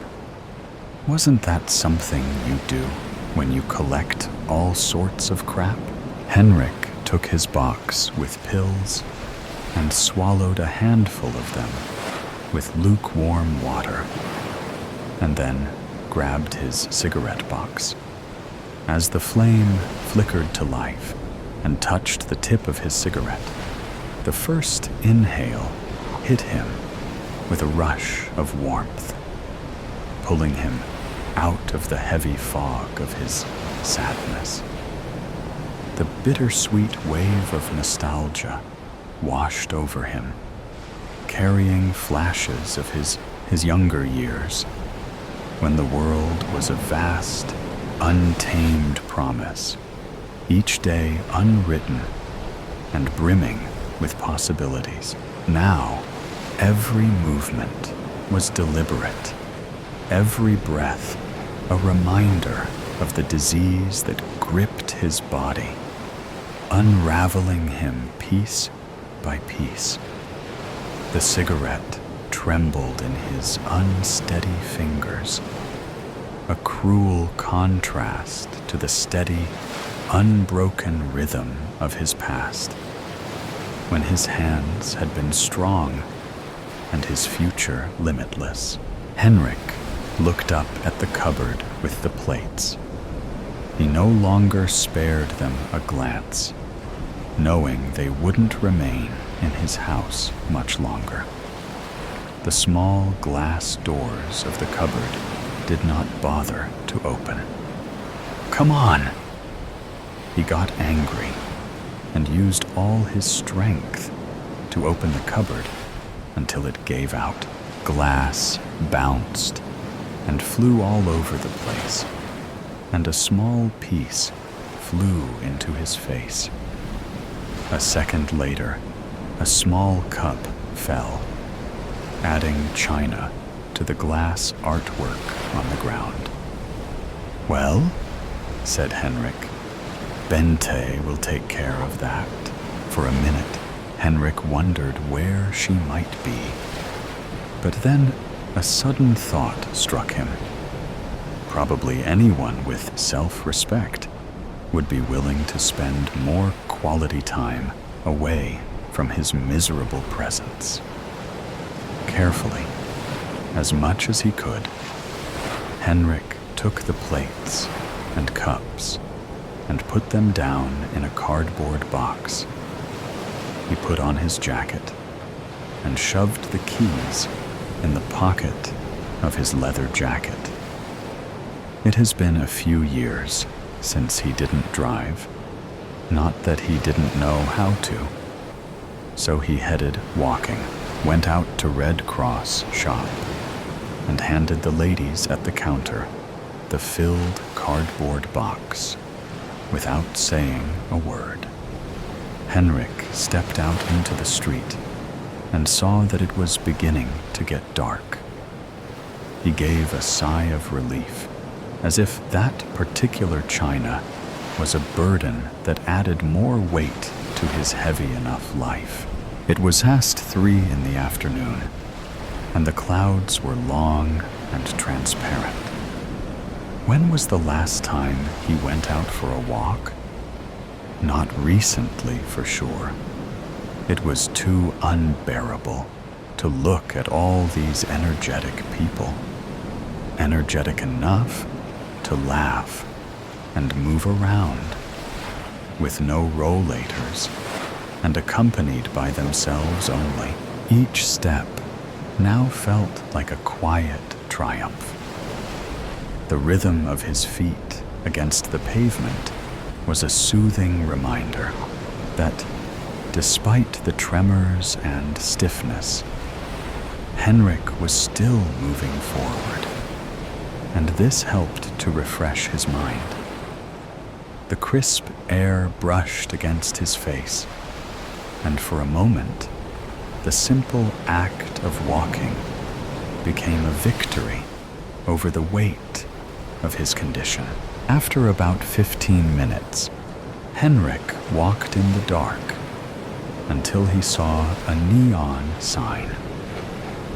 He had forgotten his glasses at home, but the word bodega was big enough to read. He entered in the cozy, time-worn charm.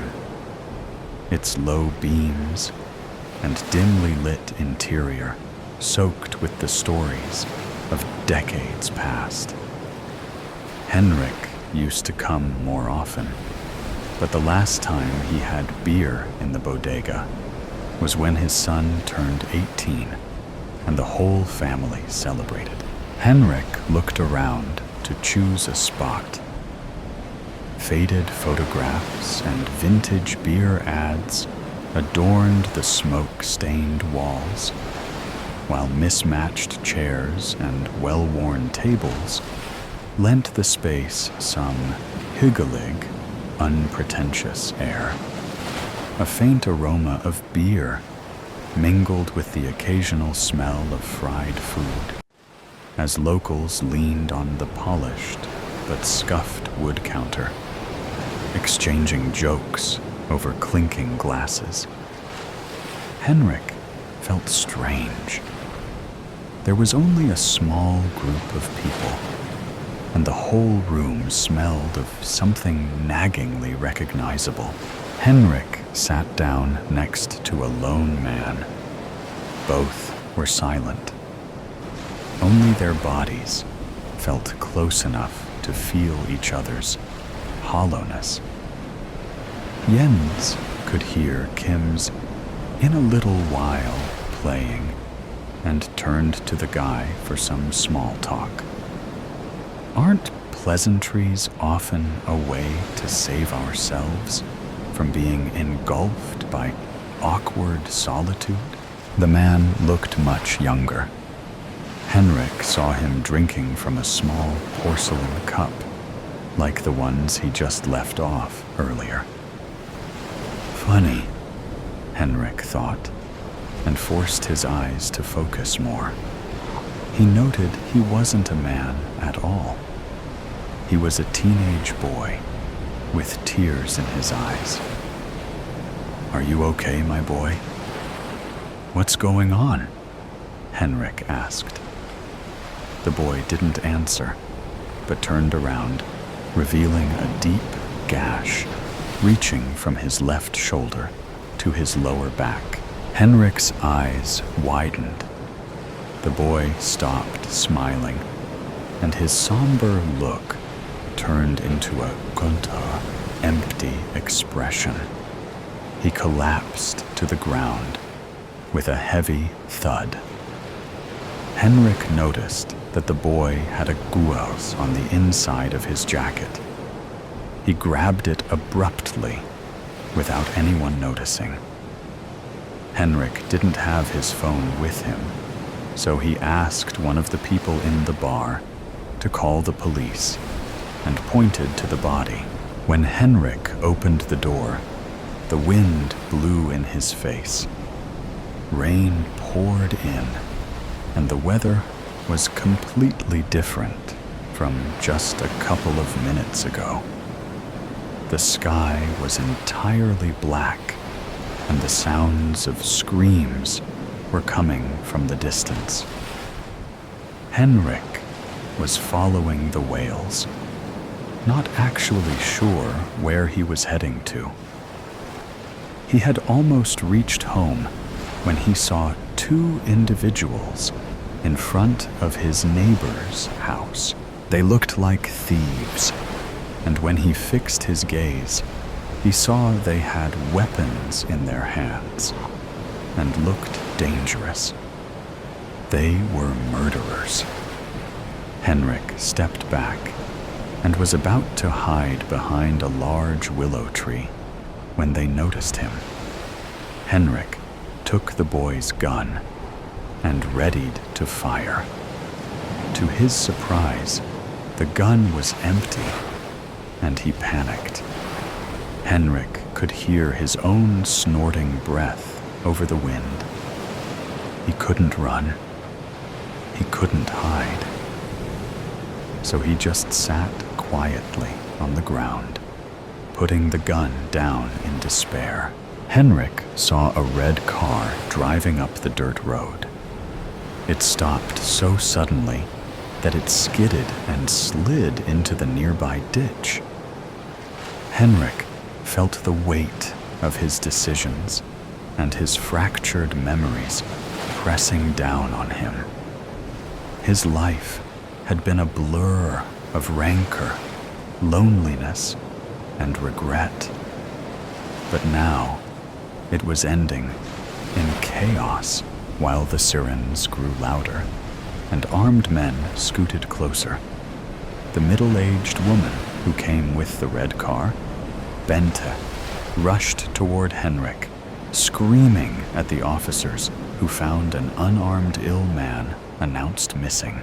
"You're late," Henrik muttered, closing his eyes and lying on the grass. But now it seemed she didn't hear him.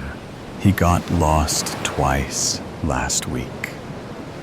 Again, without the phone, everything started to fall apart after we lost our young love, uttered Bente through tears while they were lifting Henrik and heading to the ambulance.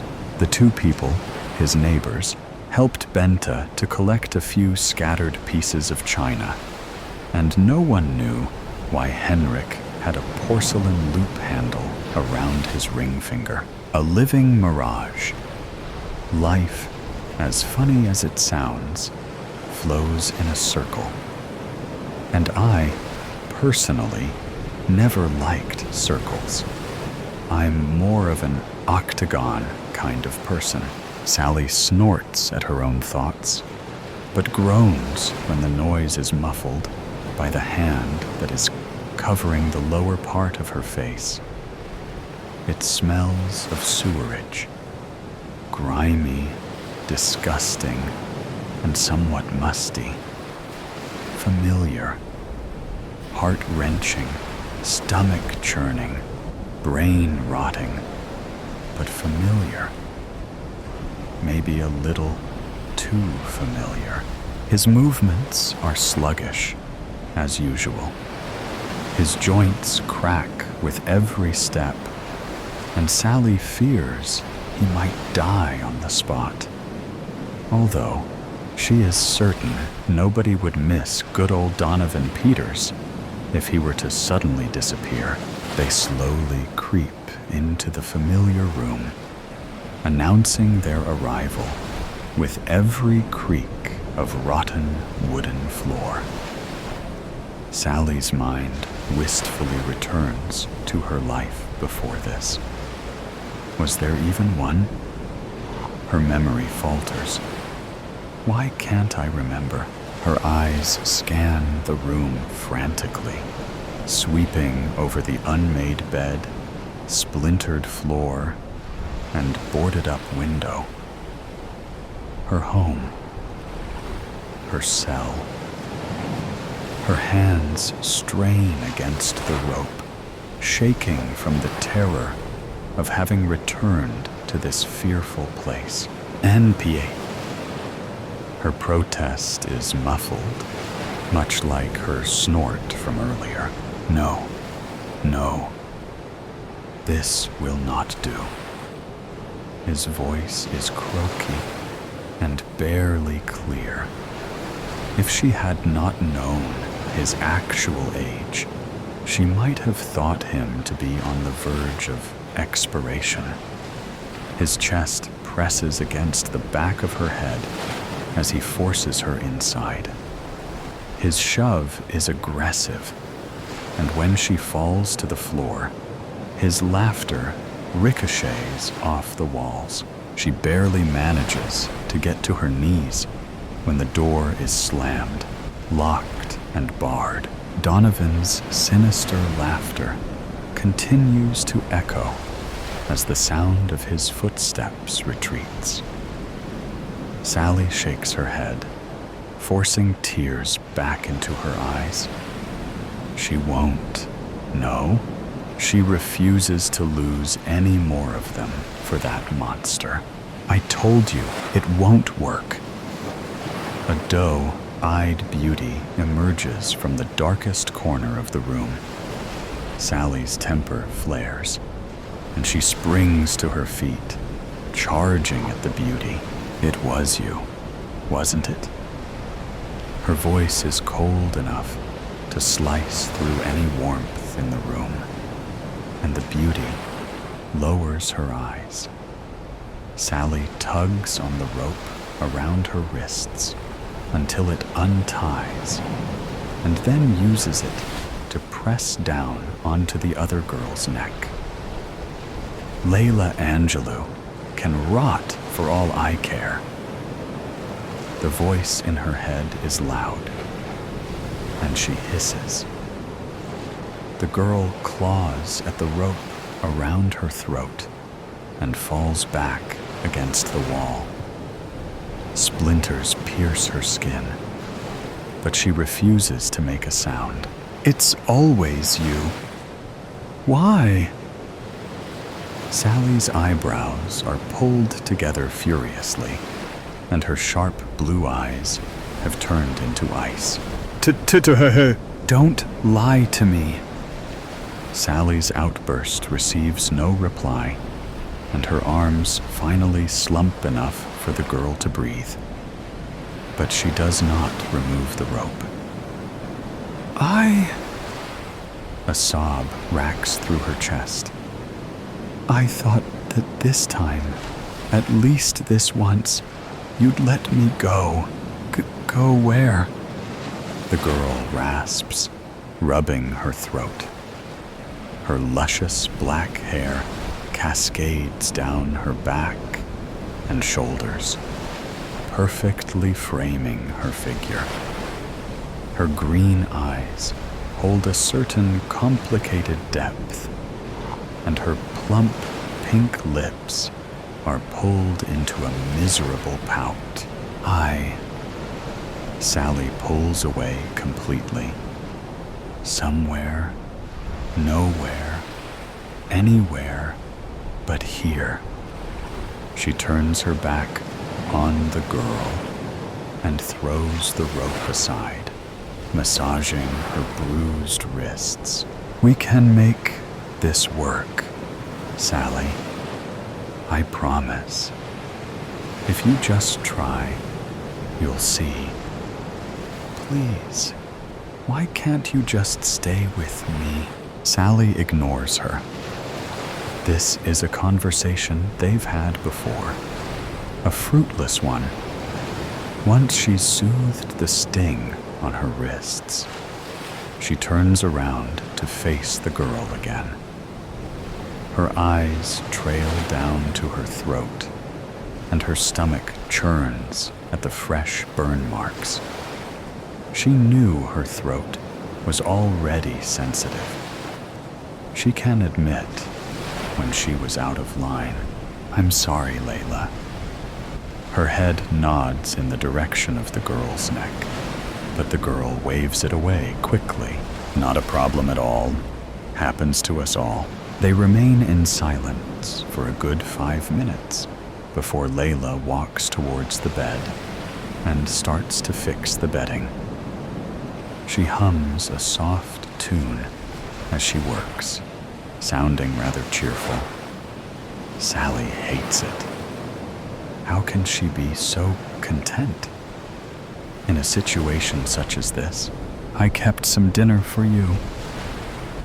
Layla pulls a corroded metal bowl from below the bed and nudges it towards Sally, who reluctantly nears to accept it. The half-eaten apple in the bowl is bruised and looks less than appetizing, but she sends Layla a grateful smile and devours it. "I'll try again someday. You know that, right?" Something scratches at the window, scaring the two. Layla nearly trips over her own feet as she rushes to hide behind Sally's figure. Not that Sally has any height advantage over her. Sally pats Layla's hand on her shoulder, comfortingly, before removing it and placing the bowl on the ground. She clamps the apple core in her hand and crouches closer to the window. Something about this feels too familiar, and Sally falters in her steps. Something about the entire night feels way too familiar. Yes, she's been in this predicament for quite some time, but the déjà vu she's experienced tonight has been one too many for her to just ignore it. The boards used to cover the window start to blur, pixelate. Sally glances over her shoulder at Layla to confirm if she's just imagining things. But the sheer confusion on Layla's face says it all. Everything is real. Sally stops in front of the window and gasps when she sees the image within the pixelated particles. A scene, much like the one she's just experienced with Donovan, is mirrored in front of her. A mirage? That's not possible.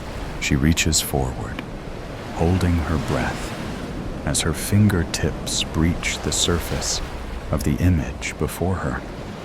Sally turns around to face Layla, but her breathing stops completely when Layla's figure has disappeared. Her eyes scan the room frantically, but all evidence of Layla having been there has disappeared. "Layla?" She tries to call, but her voice gets stuck in her throat. Sally turns towards the mirage again and falls backwards when her eyes connect with those of Layla. Only this time, Layla's eyes are a forest green, with a small red fire burning inside her pupils. Pain creeps through her body as her back makes contact with the floor. Layla opens her mouth, and what comes out is a cruel cackle. Inside the mirage, Sally can see another version of herself being shoved into the room and then having a fight with Layla. But the difference is that there are two versions of Layla. The one is pressed against the wall by the other Sally, and the other one is standing to the side and laughing hysterically, like she is watching a form of comedy. "Oh, Sally dear. The cackling Layla turns to face Sally through the mirage, and the pixelated particles of the window starts to shimmer. Sally crawls backwards when Layla's hand pierces the surface, and pale, bony fingers clamp around the frame of the window. I remember this. Her voice is muffled by uncertainty, but she manages to push herself up from the floor. I remember all of this. She says this to herself as confirmation. Her eyes dart around the room, and then back at where Layla is still dragging herself through the pixels. She never understood her unsanctioned hate towards Layla. But suddenly, it all makes sense. Every memory stabs at her mind, and for once, she understands what is happening. She's always hated Layla because she knew exactly what she was. That's why Layla does this. Sally runs towards the bed and collects the rope from the ground in the process. I will escape! She ties the rope around one of the springs at the bottom of the bed and bites into her hand, hard enough to draw blood. Tears spill from her eyes as she smears her blood all over the rope, and then uses her index finger to write 3 simple words on the bottom of the mattress. You must escape. She stares at the words, her stomach churning from another feeling of déjà vu. I've done this before? She grits her teeth painfully before reaching up to add something else. You must escape, Layla. Sally crawls out from under the bed and eyes Layla's half-emerged figure fearfully. Without a second longer to lose, she runs to the door and starts banging frantically. With every second she's banging, Layla crawls further out of the pixelated window, laughing comically at Sally's terror. What's all the ruckus about? Donovan barges into the room, but Sally ducks underneath his arms and runs with her every fiber to reach the front door. The stairs complain under her weight as she trips down them, but she doesn't stop. Oh, Sally. Layla's voice sing-songs from behind her, and she shudders. Sally bumps against torn furniture and leaps over newspapers strewn all over the floor.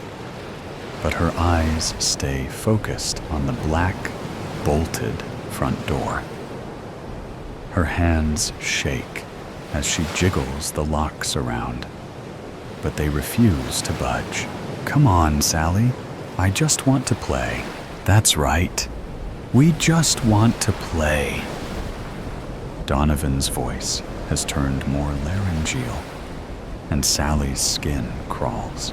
Please, no. She ruffles the old newspapers on the table beside the door, searching for the keys. But her movement stills when she notices an odd peculiarity in all of the newspapers. Although they are of different dates and already discolored, they have one thing in common: a picture of her. Although they have been edited and computer-generated to show her at different ages, they are all her. Her head spins, and bile pushes up her throat. Sally backs away from the table until her back bumps against a kitchen counter. A voice inside of her yells at her to run, but her feet stay plastered to the ground.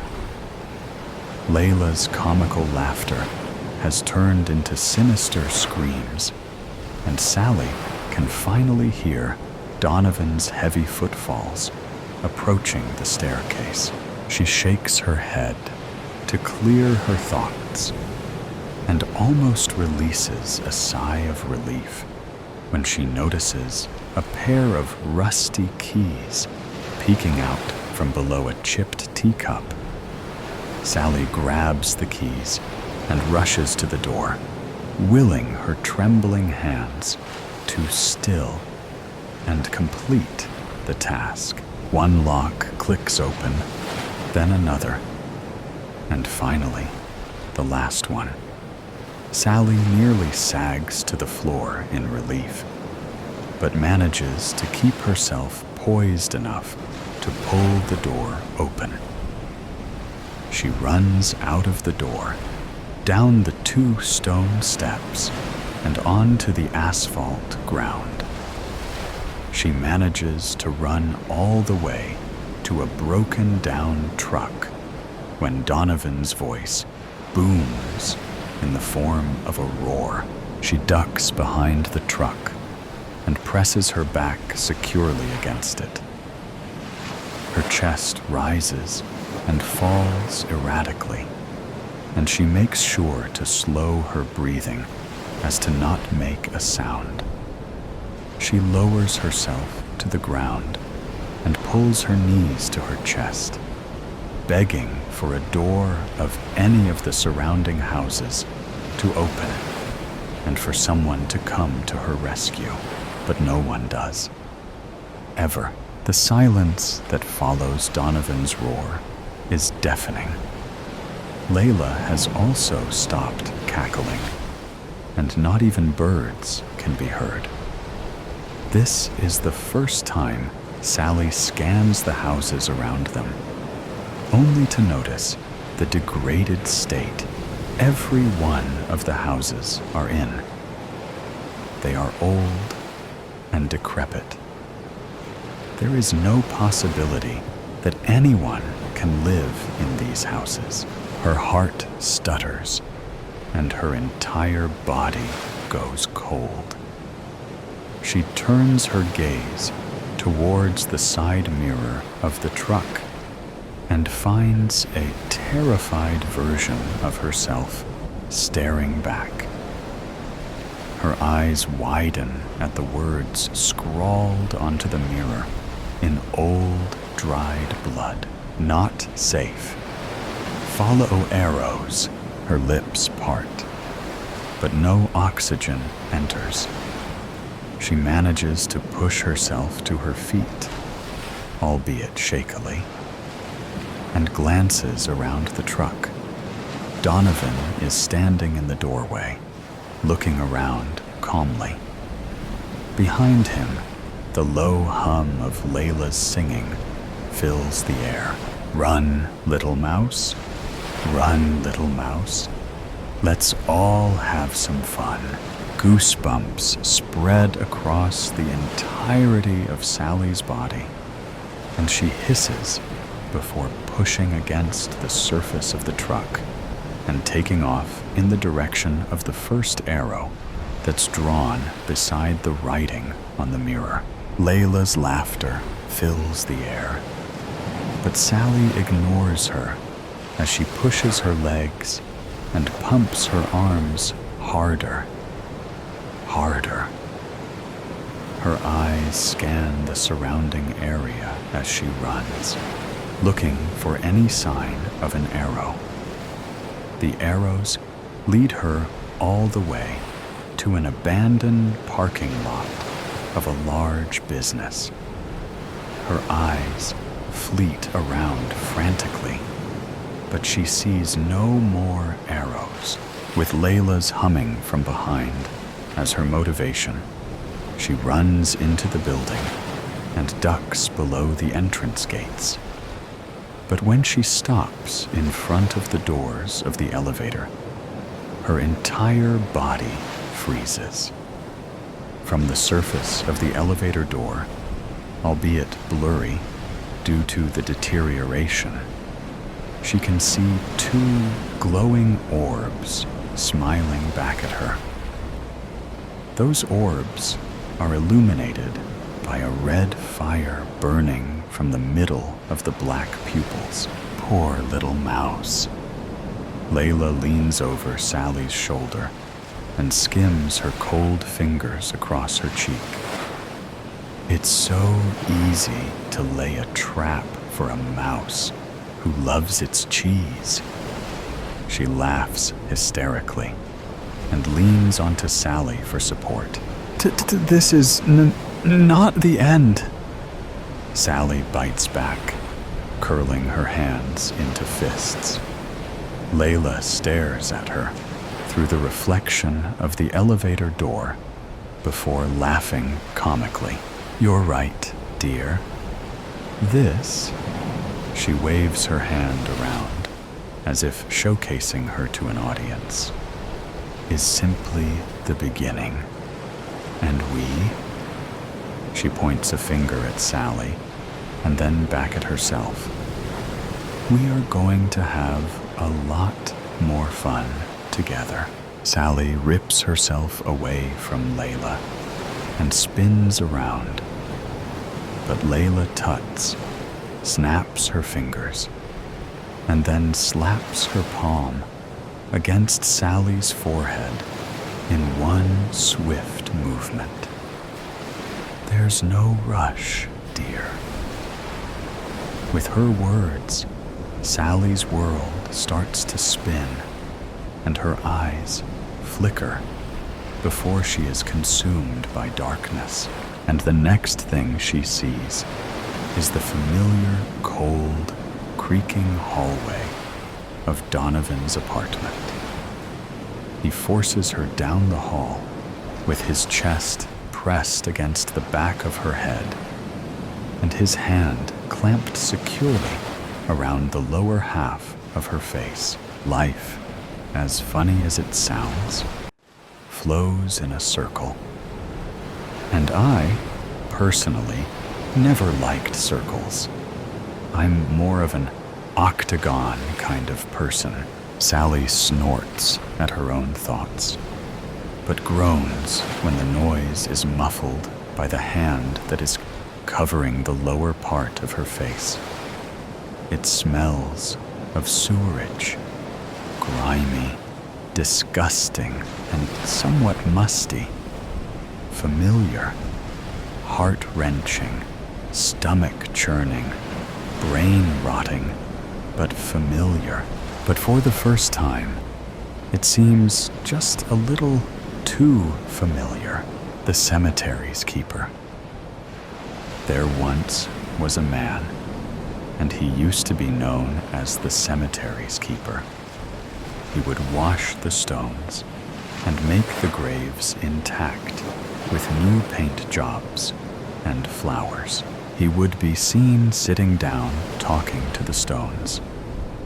While he ate his lunch, it was a different stone each day. Everybody thought he was creepy. He wore black every day, like he was about to attend a funeral. A full suit and tie. Even in the summer, he would watch everyone from afar that went past, especially those who came in. He would hide near the trees and light up a cigarette. You could hear him choke from a mile away. That's how everyone knew he was there. The coughing. He helped the community by doing his job and keeping it clean, but he would never get recognized for it. It was a hard job. Nobody knew his family. They knew he was watching them. He hung around the graveyard at night to stop the youngsters from vandalizing the stones, but he had to be careful, as they were loud and in groups, and could possibly be holding a weapon. He would just scrub it off when they left. Until one day, some youngish kids came by and smashed up all the gravestones and tried to dig to find the coffins and the bodies inside. The next day, he was found dead, lying among the gravestones, with his head in a bucket of water, what he was cleaning with. Whoever it was drowned him, and they had a purpose. There was a rumor going around saying that he hurt some children, but that was a lie. I'm Detective Susan Baker, and I took over this case. Two things were obvious, one being the fact that this was foul play. The other, I think I know who did it, and I needed him to confess. This fella I speak of has just gotten out of prison for murdering someone 5 years ago. He only got 5 bloody years. Pathetic from the justice system's side. But nobody showed up at court for him. His record was clean. He had never done a bad thing in his entire life. He had strangle marks around his neck. When I found him, he was cold. He had been beaten before he drowned. The coroner said he was definitely strangled to death. He had knife marks on his rib cages and a big one marked on his throat. Whoever killed him really wanted him to die. They collected the DNA and matched it with the strangle marks. Whoever it may have been left dirty scratch marks. With the gunk left under their nails, we found a match, just who I thought it was. The man has just gotten out of jail, and he got bail to his mother's house. He had nowhere else to go. He had a big group of friends that committed crime all over the area. The crime rate was bad without them. Hopefully, my partner, Sir John, and I could take down who did it today. It was going to be a long one, which meant that we wouldn't be with our families today, which was Christmas Eve. I wasn't expecting that. The boss said we could go, but once again, we had to protect the city. I put up so many Christians' lights this year, hoping to not have them vandalized too. During the festive holidays, the people in my area too would go absolutely nuts, screaming, fighting, punching on doing drugs, hard drugs, might I add, drug dealers on each corner. The lowest act was burning someone's house down on Christmas Eve, leaving them with nothing. In this area, this has unfortunately happened on a regular basis, due to mainly domestic violence or vandalism, the occasional break-in. I've gotten a few bravery awards due to taking down a man with a gun and saving someone from committing suicide. My partner is my mentor. He is a good bloke, tough, well-built. It was time to search for more clues. Maybe we will find footprints or something leading to the murder area. As we arrived in the darkness, we heard more youngsters roaming about and obviously destroying the headstones. We turned our flashlights on and pulled out our badges. They were horrified, stopped in their tracks. We need the names of all of you. Now, my partner said with a scary tone. About an hour later, we had all their names. They were finally going to be charged with vandalism. Each kid had to pay for the damage that they did, with their protective parents. Each of them got a fine of $1,000. Each made payment plans. I wondered who would take over the graveyard now, or would they just let it overgrow? The graveyard overgrown. It had been about a month since he passed away.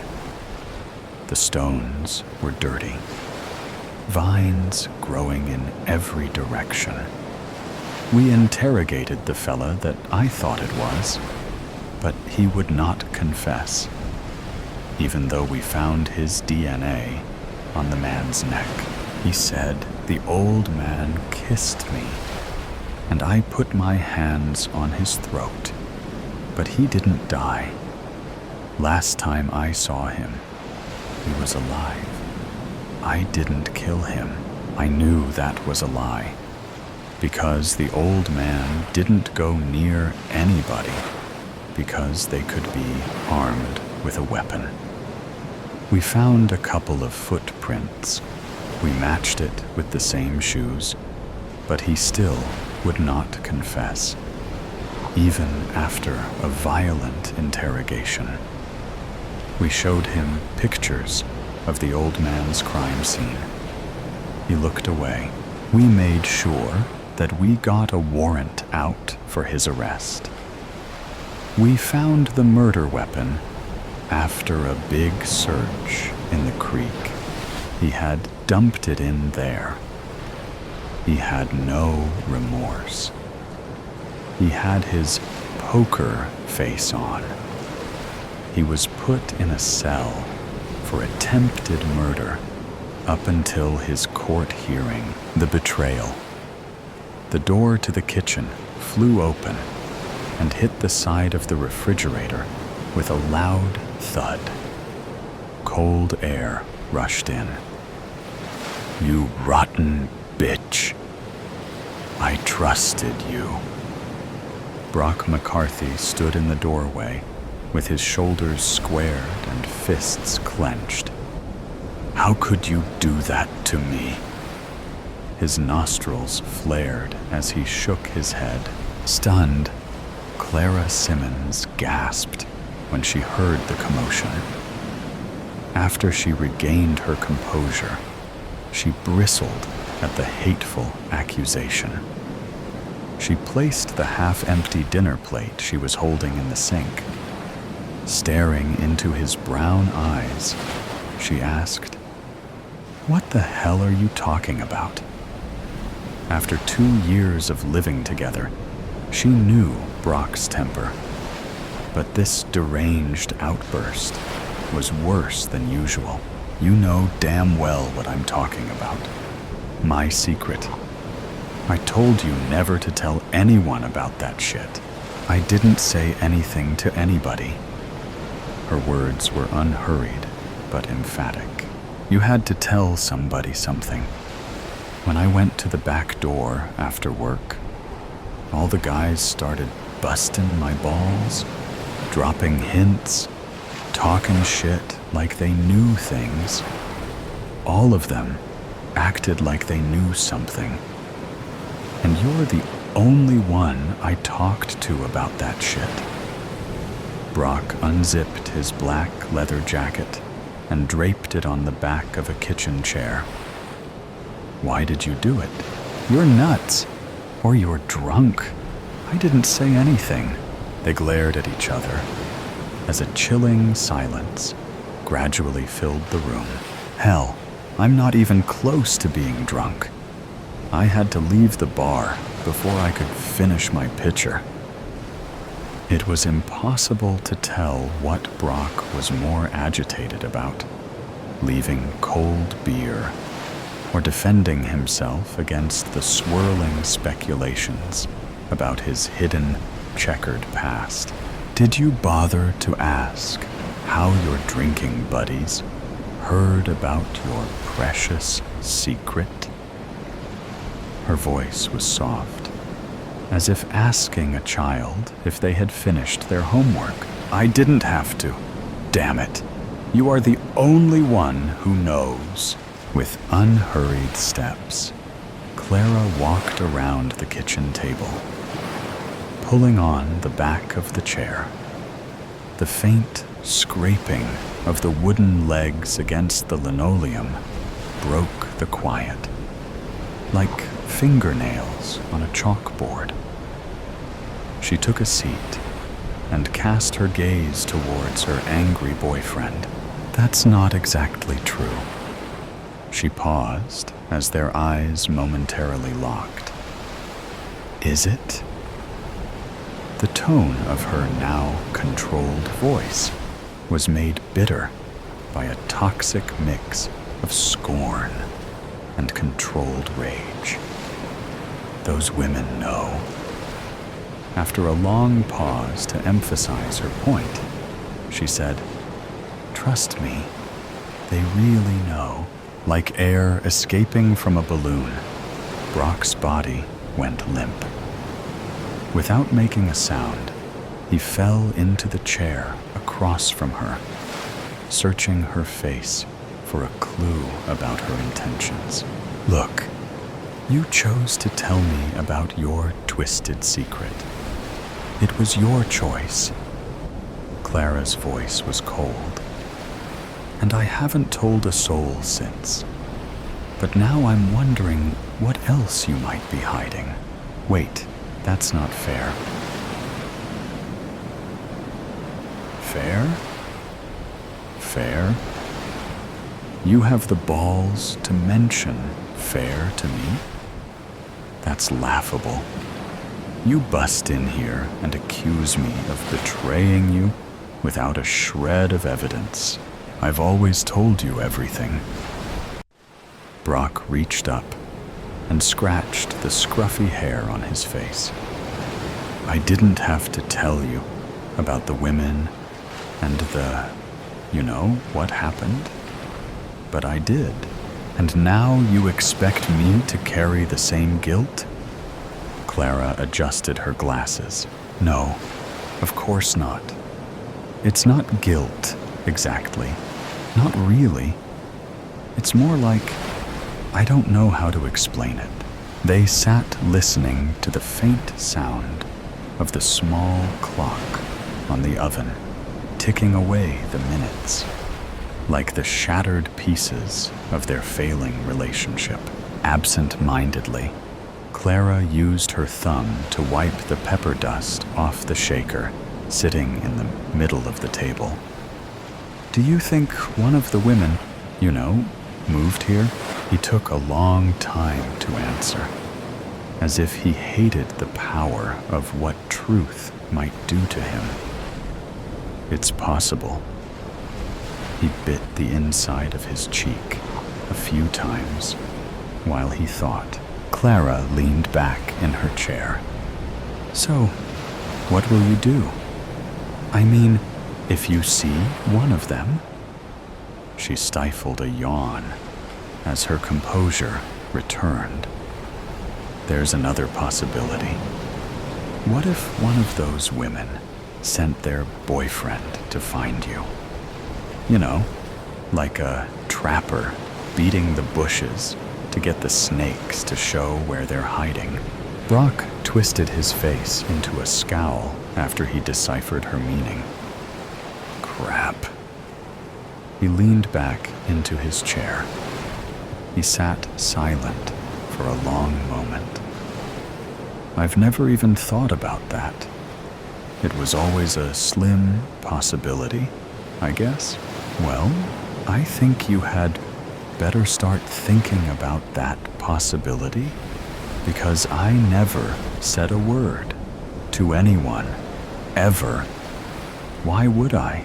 Brock pursed his lips and folded his arms in resignation. Holy shit. What are we going to do now? We?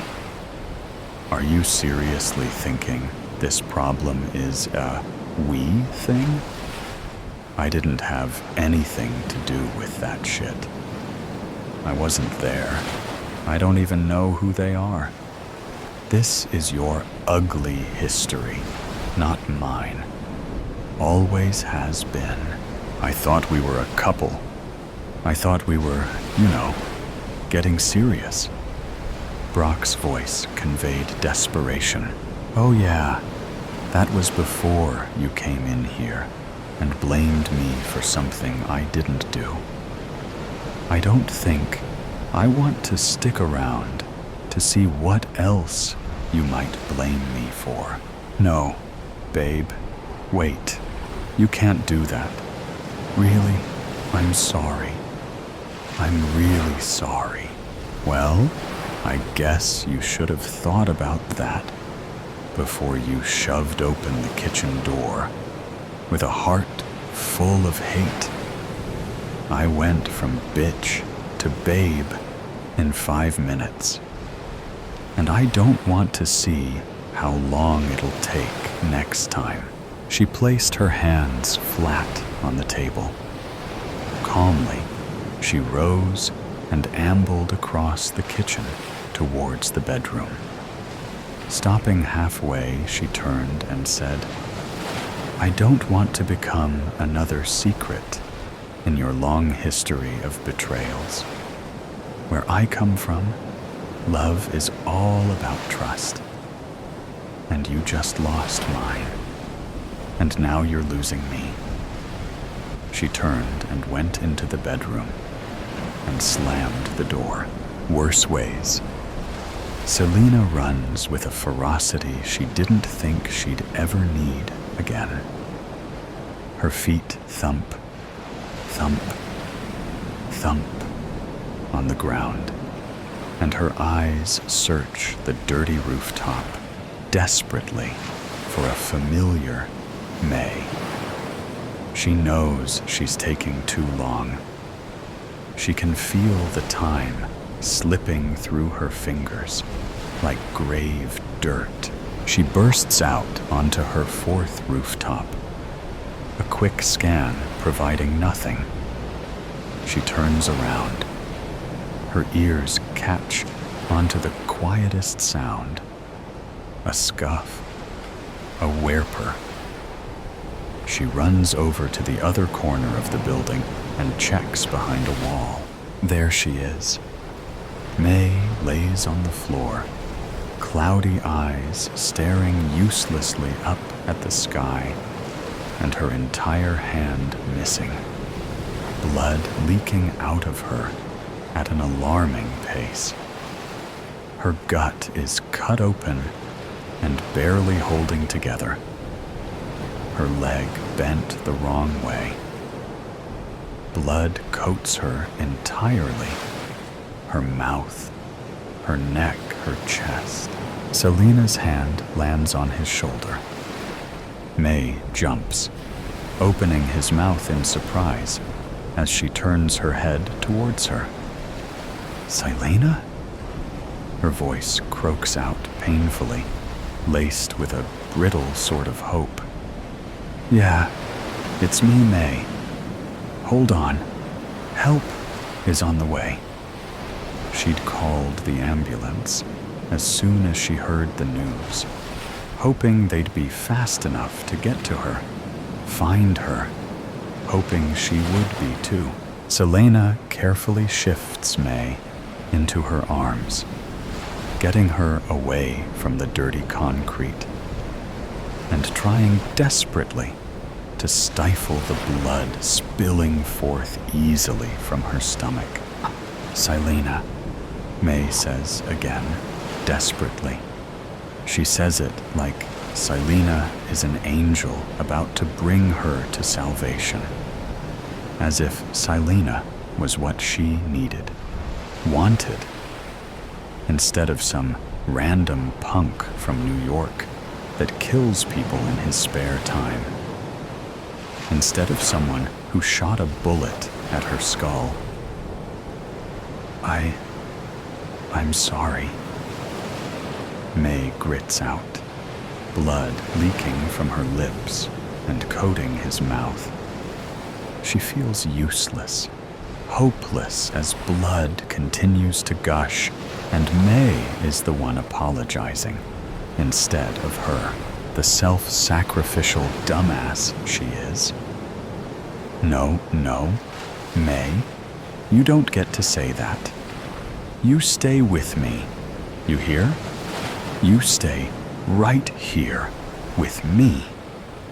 Her voice shakes, and she feels untethered, like everything is slipping away from her again.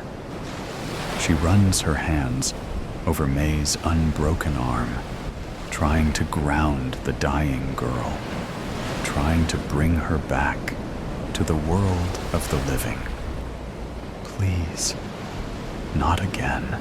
May opens her mouth and breaks into loud, shattering coughs, blood dribbling down his chin even more. She shakes her, rougher than she probably should, trying to make her come back, make her stop drifting away, even when held beneath the calluses of her palms. May whines in pain. Come on, May. You can't go yet. You've got people to save. You've got friends who need you. Silena needs her, and yet May is leaving. She thinks of Jason and of her brother, Leo. They need her too. Need her like the air in their lungs, like the blood in their veins. Blood that May is covered in. May, please, hold on a bit longer. You can't leave me yet. Who else is going to knock the gun out of my hand? You promised. May we would live happily once this war is over. I haven't heard enough moral preaching yet. Come on. She's pleading, begging, praying to a God she no longer believes in. It's too sudden, too soon. She can't lose someone again. She can't. She'd listen to 1,000 hours of bull crap if it meant May would just live. If it meant May would continue to lecture her and annoy her and be beside her, side breathing and smiling. May's shaking hand reaches up to his shirt and latches on, staining it with her blood. She can hear the sirens getting louder, closer. See, Silena. May's voice is scratchy, pained, weak. Shut up, May. Don't talk. Just stay awake for me. They're so close. Just a little longer. She just needs to hold on a little longer. Silena. No. May can't do this to her. She can't say goodbye. She hears the weight of her name, the finality to it. The hand on her shirt slackens. Her body starts to go limp, and she can feel it. Feel the way death grips her, like it did her brother, like it did her dad. I will miss you. Silena feels her chest shudder with a sob. The tears slip freely from her cheeks. The hand reaches up again, and it's so cold against her cheeks. So cold as it wipes away her tears. She grabs it, holds on to it, like it's the last anchor she has, pressing it to her cheek in the reminder that Silena is here, that May can't leave her here all alone. May should be yelling at her, screaming at her, like she always does. She doesn't respond, even as she shakes her, doesn't move, or breathe, or smile, or yell at her. I'm sorry, May. She whispers to the sirens and the air and the quiet body before her. I'm sorry, May. May is held in her arms, and yet she is alone. She is alone. She yells at the sky, at herself, at the world. She yells, and she yells, and then she cries. Her lips press softly to the cold fingers of the girl she was only just learning to care for. She gently sweeps her bloody hands through dark hair for the first and last time. Slowly smooths her thumbs over those open, empty eyes and closes them against the harsh wind of the city. The paramedics storm the rooftop, and she's dragged away from the body. She doesn't stay to watch them load the body into the ambulance, doesn't stay to watch the ambulance drive off slowly. In no rush to save a dead person, she walks away to a panicked shouting. She lays down in his bed, soaked in another person's blood.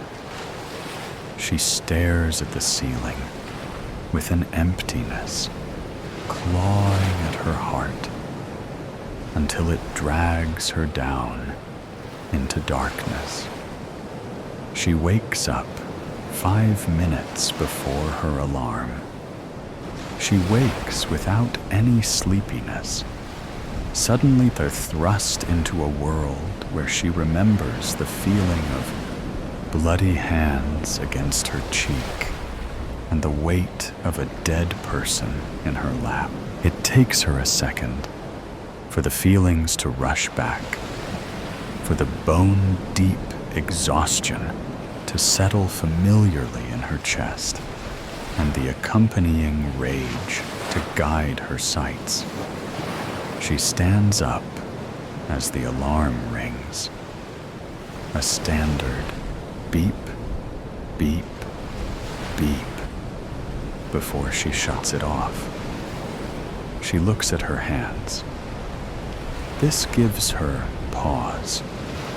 She knows she didn't wash her hands last night, remembers the feeling of blood coating each and every finger and staining every surface she touched.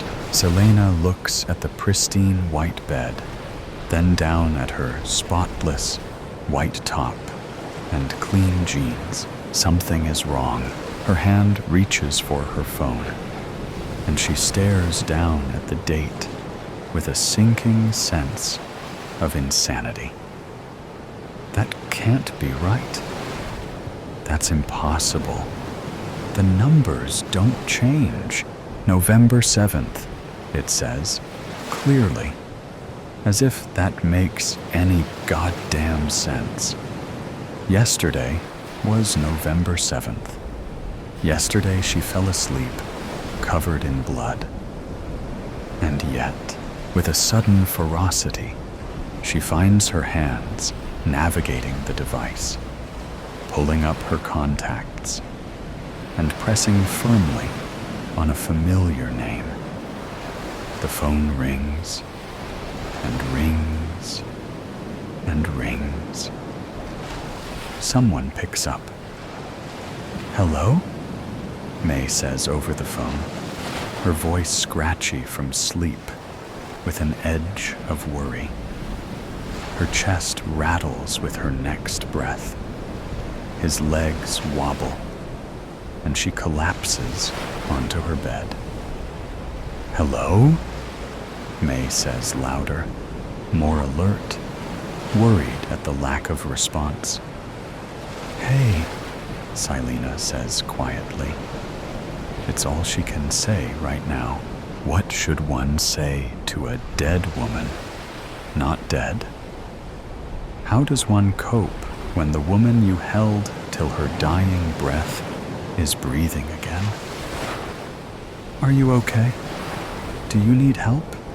May asks. There's shuffling over the other side of the phone. A creak. More shuffling. As if May was suiting up. "I'm fine. It's nothing." She grits out. Her chest hurts. Her eyes ache. Her head is swimming with confusion. It doesn't sound like nothing. "Where are you?"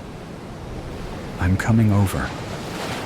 May declares like the soldier she is, always ready to help, to fight. Misclick. She grits out before she hangs up the phone. She resists the temptation to throw it. She resists the urge to scream. She knows nightmares. She has them every night. But never has one been that real. Maybe she really is going crazy. Tremors shake her body. And she can't just forget holding someone while they die. Can't forget those sightless eyes, or those cold hands, or the putrid smell of blood so strong she was swimming in it. She can't forget the sticky warmth on her hands and her chest and her cheek, on her lips. It's like Todd all over again. Except this time, she can't trust herself, can't trust what she saw and felt and heard and smelled and tasted. She tasted death.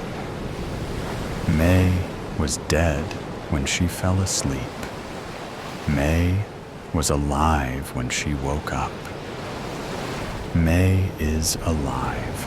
Memories of the same past experience hit her like a full-speed bullet train. She's still alive. They are stuck in a time loop, and this is going to repeat. Nowhere to be found. She's gone missing? When? Last night. I woke up this morning, and she wasn't in her bed. I thought maybe she'd gone to the bathroom, but she wasn't there either. I checked everywhere. Oh my God, Tori, did you check the backyard? Maybe she went outside to play early. Of course, I checked the backyard.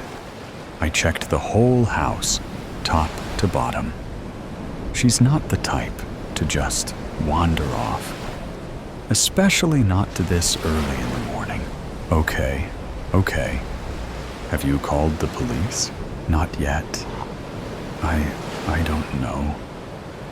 I was so panicked. I called you first. You know how they are. They'll assume the worst, that I'm a bad mother. Tori, stop. Listen to me. You need to call them now. The sooner they start looking, the better. Every second counts. You're right. I'll call them now. Good. I'll be right over. Just stay put. Thank you, Sam. I don't know what I'd do without you. Don't worry. We'll find her. Just breathe. 911. What's your emergency? My daughter. She's missing. I can't find her anywhere. Ma'am, Can you give me your name and address? Victoria Brooks, 123 Main Street. And the missing person's name and age? Rose Brooks. She's 6 years old. She has long, dark hair, light brown eyes, and she was wearing her favorite pajamas, the ones with the little bunnies on them. Mrs. Brooks will send someone over to take a statement. In the meantime, try not to worry. But how can I not worry? She's just a little girl. I understand, ma'am. But it's important that you stay calm and answer the officer's questions clearly. Can you do that? Yes, I'll try. Good. An officer will be there soon. Tori, it's me, Sam. Oh, thank God. I'm so glad you're here. I'm a mess. I told you I'd come. Have the police been here yet? Not yet. They said they'd send someone over soon. Did you find anything else? Any clues? Anything out of place? Nothing. It's like she just vanished into thin air. Her bed was unmade, as if she got up normally. But her favorite stuffed animal, Mr. Snuggles, is gone too. Mr. Snuggles? That's her little teddy bear, right? Yes. She never goes anywhere without him. It's strange. Maybe she took him with her. Did you check the windows? Are any of them unlocked? I don't know. I'll check. The one in the living room was unlocked, but it's too high for her to reach. Oh, God. Do you think someone took her? We don't know that yet, Tori. Let's not jump to conclusions. Maybe she climbed on a chair or something. We need to stay calm and wait for the police. Someone's at the door. I think that's them. Hello? I'm Detective Smith. You must be Mrs. Brooks. Yes, that's me. Come in. I'm here to ask you some questions about your daughter's disappearance. Of course. Anything to help find her. Can you tell me what happened last night? I put Rose to bed around 8 p.m. I read her a story, like always. She was asleep within minutes. I checked on her a few times throughout the night, and she was sound asleep. But when I woke up this morning, she was gone. Did you notice anything unusual last night? Any strange noises? Any cars outside? Anything like that? Nothing. It was a normal night. We had dinner, watched a little TV, then got ready for bed. Everything was fine. What about her father? Is he in the picture? Yes, my husband. But he's deployed overseas. And you're sure you checked everywhere in the house? Yes, I'm positive. I even checked the backyard, the shed, the basement, everywhere. Did Rose have any friends or other family she might have gone to? Anyone she might wander off to see? No, she's only 6. She doesn't have any friends outside of school, and my family lives out of state. All right, Mrs. Brooks. We're going to start our investigation and let you know if we find anything. But before we leave, we'll need to take a look around the house, if that's fine with you. Of course, Detective. Anything to help find my Rose. Thank you. And please, try to stay hopeful. We'll do everything we can to find your daughter. I appreciate that, Tori. I'm going to go check the park down the street. Rose loves playing there. Maybe she wandered off there last night. That's a good idea. I'll stay here in case the police come back. All right. I'll call you if I find anything. Be careful, Sam. Hello? Tori. It's me. I found something. What is it? Did you find Rose? No, but I found Mr. Snuggles. It was lying on the ground near the playground. Oh my God, what does that mean? I don't know, but it can't be good. I'm going to call the police and let them know. Please, hurry. I'm coming over there right now. No, Tori, wait. The police wouldn't want us to contaminate the scene. Just stay at the house. But I know, but we have to trust them. I'm calling them right now. 911. What's your emergency? Hello, Detective Smith, please. Please hold. Detective Smith speaking. Detective, it's Samantha Jones. Sam, Tori Brooks' friend. I found Rose's teddy bear, the one she always carries around. It was just lying on the ground at the neighborhood park. What? Okay, I'm on my way. Can you stay there and make sure nobody touches anything? Yes, of course. Thank you. I'll be there soon. Tori, the police are on their way to the park. They're going to search the area.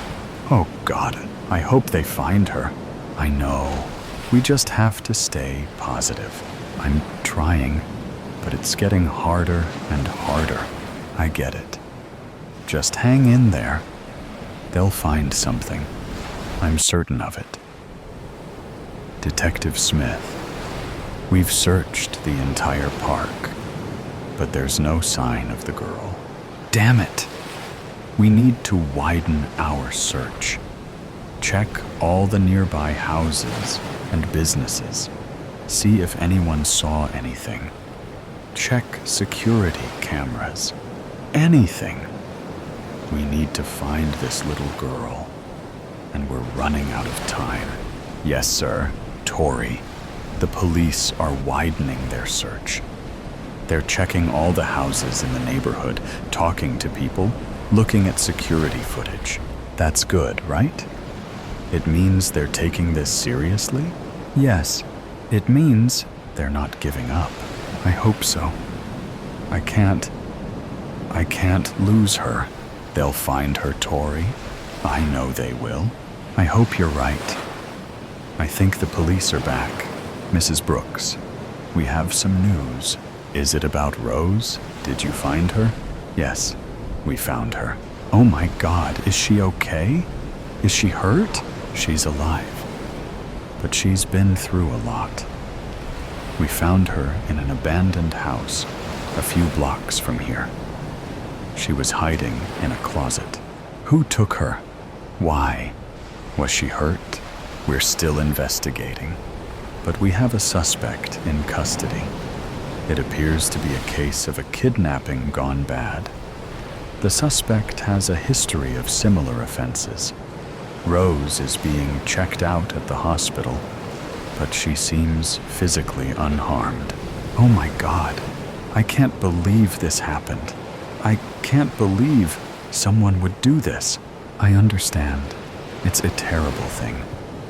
But the important thing is that Rose is alive. Can I see her? Yes, of course. She's at the hospital right now. We'll take you there. Thank you, Detective. Thank you so much. You're welcome, Mrs. Brooks. We're just glad we could bring your daughter home. Rose! Mommy! Mrs. Brooks. I'm so glad Rose is okay. Me too. I can't believe this nightmare is finally over. I know it's been a long day, but it's a happy ending. Yes, it is. A very happy ending, but frightening nevertheless. We need to get you both home. But first, we'll need to speak with Rose. Detective, Rose has been through a lot. Could we do this tomorrow? Perhaps you could stop by the house around noon. Sure, I understand. I'll have an officer drive you all home. Thank you. And in the meantime, I'm never letting her out of my sight again. I think that's a good idea. eye of the horse. "Oh my God!" shrieked the women sitting in the airport van, third and fourth row bench seats, as the frigid air rushed in. "No!" I yelled, now alone and motionless in the second row. I never saw a guy die before, but I wasn't totally surprised by what happened. "The door just opened and out he went," sobbed one of the gals in the rear of the van. His body slammed onto the pavement of Pena Boulevard at 70 Mamie, then was splattered by the U.S. Foods 18-wheeler behind us. Steak delivery to Elway's Tap Room and Grill at Denver International Airport was definitely delayed that day. I wish I had never started a conversation with the guy next to me on American Flight 5460 Louisville to Denver. Or maybe I should have warned him to just close his eyes. That day won't stop playing back in my mind. It started innocently enough. "Hi, I'm Jim from Meeker." "Where are you from?" I said to the guy in the window seat. "My wife Annie says that if I get the middle seat, I should always make friends with my neighbors to avoid any armrest fights." I flashed him my biggest gas and oil business smile. "Oh, hello. I'm Brian from Kentucky. Well, at least originally," he replied while extending his oddly sweaty hand. "Where's Meeker?" "Actually, I live on a horse ranch just west of Meeker in northwestern Colorado. Horse country, just like you in Kentucky." I pulled up the bottom of my boot-top business jeans so he could see my Tony Llamas. "Oh, hell no. I don't live anywhere near horses now, and never will. I'm a lawyer for the U.S. Department of the Interior." Brian's upper lip was sprouting beads of sweat with that comment. He looked like a size 48 man in a size 44 suit coat. I thought that might explain the perspiration. "That's too bad," I said. God never made another animal so connected to human beings, except for maybe dogs. My stallion's big brown eyes can look straight into my soul. After a rough day of selling natural gas and fracking pumps, there's nothing like some quality horse time. Mind if I ask what happened between you and a horse? Oh yeah. You could say something happened. I was 15 years old, and a bunch of us decided to cut across a horse field to take a shortcut home from the school bus, drop off. Out of nowhere, this huge old gray horse charged at us and damn near bit me as we escaped over the fence. It had one scarred eye socket, and the other eye was all red and bulging and bloodshot. Scared the shit out of me. I fell off the fence and broke my right wrist. I cursed that horse, and I think he cursed me. Look, it never did heal right. Brian pulled up his sleeve, held up his meaty right arm, and revealed a wrist that was weirdly bent like a spoon. Yeah, I can see how that would spook you. How did the horse lose its eye? How the hell am I supposed to know? I was just a kid, and I sure didn't have anything to do with it. From that day on, old One Red Eye charged up to the fence and acted like it wanted a piece of me anytime it saw us walking along the road by his pasture. "Hey, have you seen a stewardess yet? I really need a drink." Now Brian's hands were trembling a little. Our jet pivoted onto the runway. All eyes looked forward. Engine jets roared, and we accelerated with 3 Gs pulling us backwards into the seats. Then the wheels were up, and we were airborne. "Hey, darling, could you please get my friend here an old-fashioned? And could you please put it on my credit card?" Flight 5462 stewardesses looked like they were recruited from the geriatric ward, older and slower than the spry, shapely young ones from the good old days of air travel. After a few gulps, Brian's hands stopped shaking, but his mouth kept on running. "That's not all, Jim. I biked across country when I was 25 years old and almost got trampled to death by wild horses. My buddy and I were in Warm Springs, Nevada, the middle of nowhere in Nye County, with the largest wild horse herd in America. Warm Springs had a one-building combined bar/restaurant/gas station/grocery store. We were exhausted after biking the 50 miles from Tonopah in 100-degree heat, and asked the barkeep if it was okay to pitch our tent for the night near the picnic table beside his establishment. He said, "I don't give a shit." So we did. We conked out right away, and hours later woke up to the sound of thunder. Then the noise became deafening, and the ground and tent walls really shook. I peeked out between the tent flaps and saw nothing but the hooves, shanks, and fetlocks of hundreds of wild horses. It wasn't an earthquake. We were in the middle of a fucking wild horse stampede.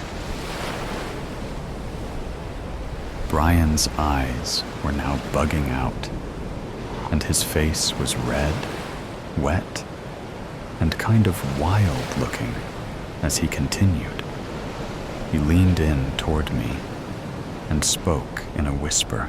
"Jim, I curled up in the goddamn fetal position, preparing to be killed by horses. I don't mind telling you that I actually pissed myself." The guy in the aisle seat, who I never did get to make friends with, heard what Brian said, shifted away from us, and put on his headphones. I guess he had overheard enough. I wish I had done the same. Brian gulped down a second old-fashioned and collected himself a bit. "Jim, when the noise stopped and the dust started to clear, we crawled out from our tent, expecting to find our bikes and our gear flattened and mangled. But Jim, not a single tent stake or guy rope was disturbed, and our stuff was untouched.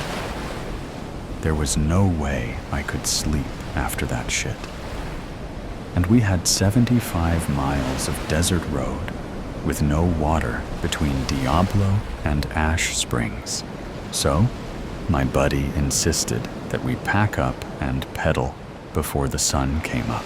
I wasn't too thrilled about him pushing the whole ride in the dark idea. Just as we made it to Diablo, I heard a sound like horses snorting off to our right. And Jim, I swear, I saw one of those wild horses staring right at me with two glowing red eyes. My buddy said I was seeing things, but I know what I saw. Right then, my bike freewheel jammed and sent me flying over the handlebars. I didn't break anything, but I whacked my shoulder and scraped the shit out of my leg. That was it for me. He rubbed his left shoulder like it happened yesterday. The armpits of his polyester suit coat were soaked. I wish I had told Brian that I needed to get some sleep before we landed in Denver. But I didn't. He might be alive today if I had ended our conversation right then and there. Jim, don't you know the only building in Diablo, Nevada was a road maintenance garage? The night shift worker there refused to lend us the use of their tools. Sorry, state property boys. So I stayed there till the sun rose and hitched a ride to Las Vegas and flew home. Instead of a relaxing flight home, I got the scare of my life. Brian took another swig from his drink. Jim, I sat next to this Navajo Indian dude on the plane ride home and told him my story, just like I'm talking to you. He was tall, wore a fancy black suit, and had his hair all pulled back and tied by a white cloth, but smelled like he just came from a campfire. He never said a word until he slowly turned toward me and said, "My people believe the sun-bearer created the horse and placed the stars and the dark universe in the horse's eyes so they can see the dark. You know darkness can kill a man. So can the number 3. Then he got up out of his seat and went to bathroom and never came back." With that, Brian's face tuned pale. I thought he was finally done with his weird story, but he leaned into me again and whispered, "Jim, I think he figured the horses see something dark in me, and I am afraid I'll die if a red-eyed horse looks into my eyes a third time.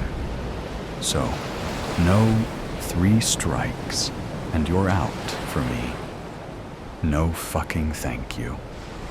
I don't want to see another horse in my life. My sister just moved to downtown Denver, and I just want to visit her and maybe see a Nuggets basketball game. Yeah, I think some big city shopping and a pro basketball game would do you good, Brian," I said. But now he's dead. I told my wife Annie all of this when I got home. Honey, I was afraid to tell him about that 32-foot-high blue Mustang sculpture. You know, the one just outside the airport that has, of all things, 2 glowing red eyes. I was sure he would go into a full PTSD episode or a seizure if he knew that we call the statue Lucifer. Remember how a section of that 9,000-pound statue fell on that Jimenez guy who sculpted him, and how it crushed his leg and severed a big artery and caused him to bleed to death. I figured he didn't know the story of the crazy guy who hopped out of his car and fired his gun at Lucifer, then turned it on himself. Annie, after we landed, I rode in the same airport van on the same front bench seat as Brian, specifically to distract him as we passed by Lucifer. "You did everything you could to help that poor man, Jimmy," she said, trying to console me while she slipped into her nightgown. Seems like it's the van company's fault for that sliding door not locking right, sweetie. At first, I didn't think Brian ever actually saw Lucifer's red eyes. But just after we passed that bastard blue Mustang, he looked at the driver's rear view mirror and saw Lucifer all reared up on his hind legs with those red eyes beaming. Brian looked at me, and before I could say anything, he just opened the van's side door, and out he went. I should have warned him about the statue. I could have saved him. Annie said, "Oh my God, sounds like that guy had deep issues, and nobody can save that kind of crazy. Why don't you go down to the barn and check on your horses? They always calm you down." I couldn't tell her that I thought about horses and red eyes when I saw car taillights on the road ahead of me as I drove home that night. I couldn't tell her that I was worried about looking into my horse's eyes or what they would see in me. I couldn't tell her that on my last business trip, I had sat next to a Navajo Indian. He wore a black silk business suit, white button-down shirt with turquoise cufflinks, and a thin black leather necktie. His long black hair was pulled back in a traditional CL hair bun, and he smelled of burnt sage. He only spoke one sentence to me, and then got up to go to the bathroom and never returned. I hadn't even introduced myself yet. He simply turned to me and calmly asked, "Aren't you worried those natural gas and fracking pumps are harming Mother Earth?"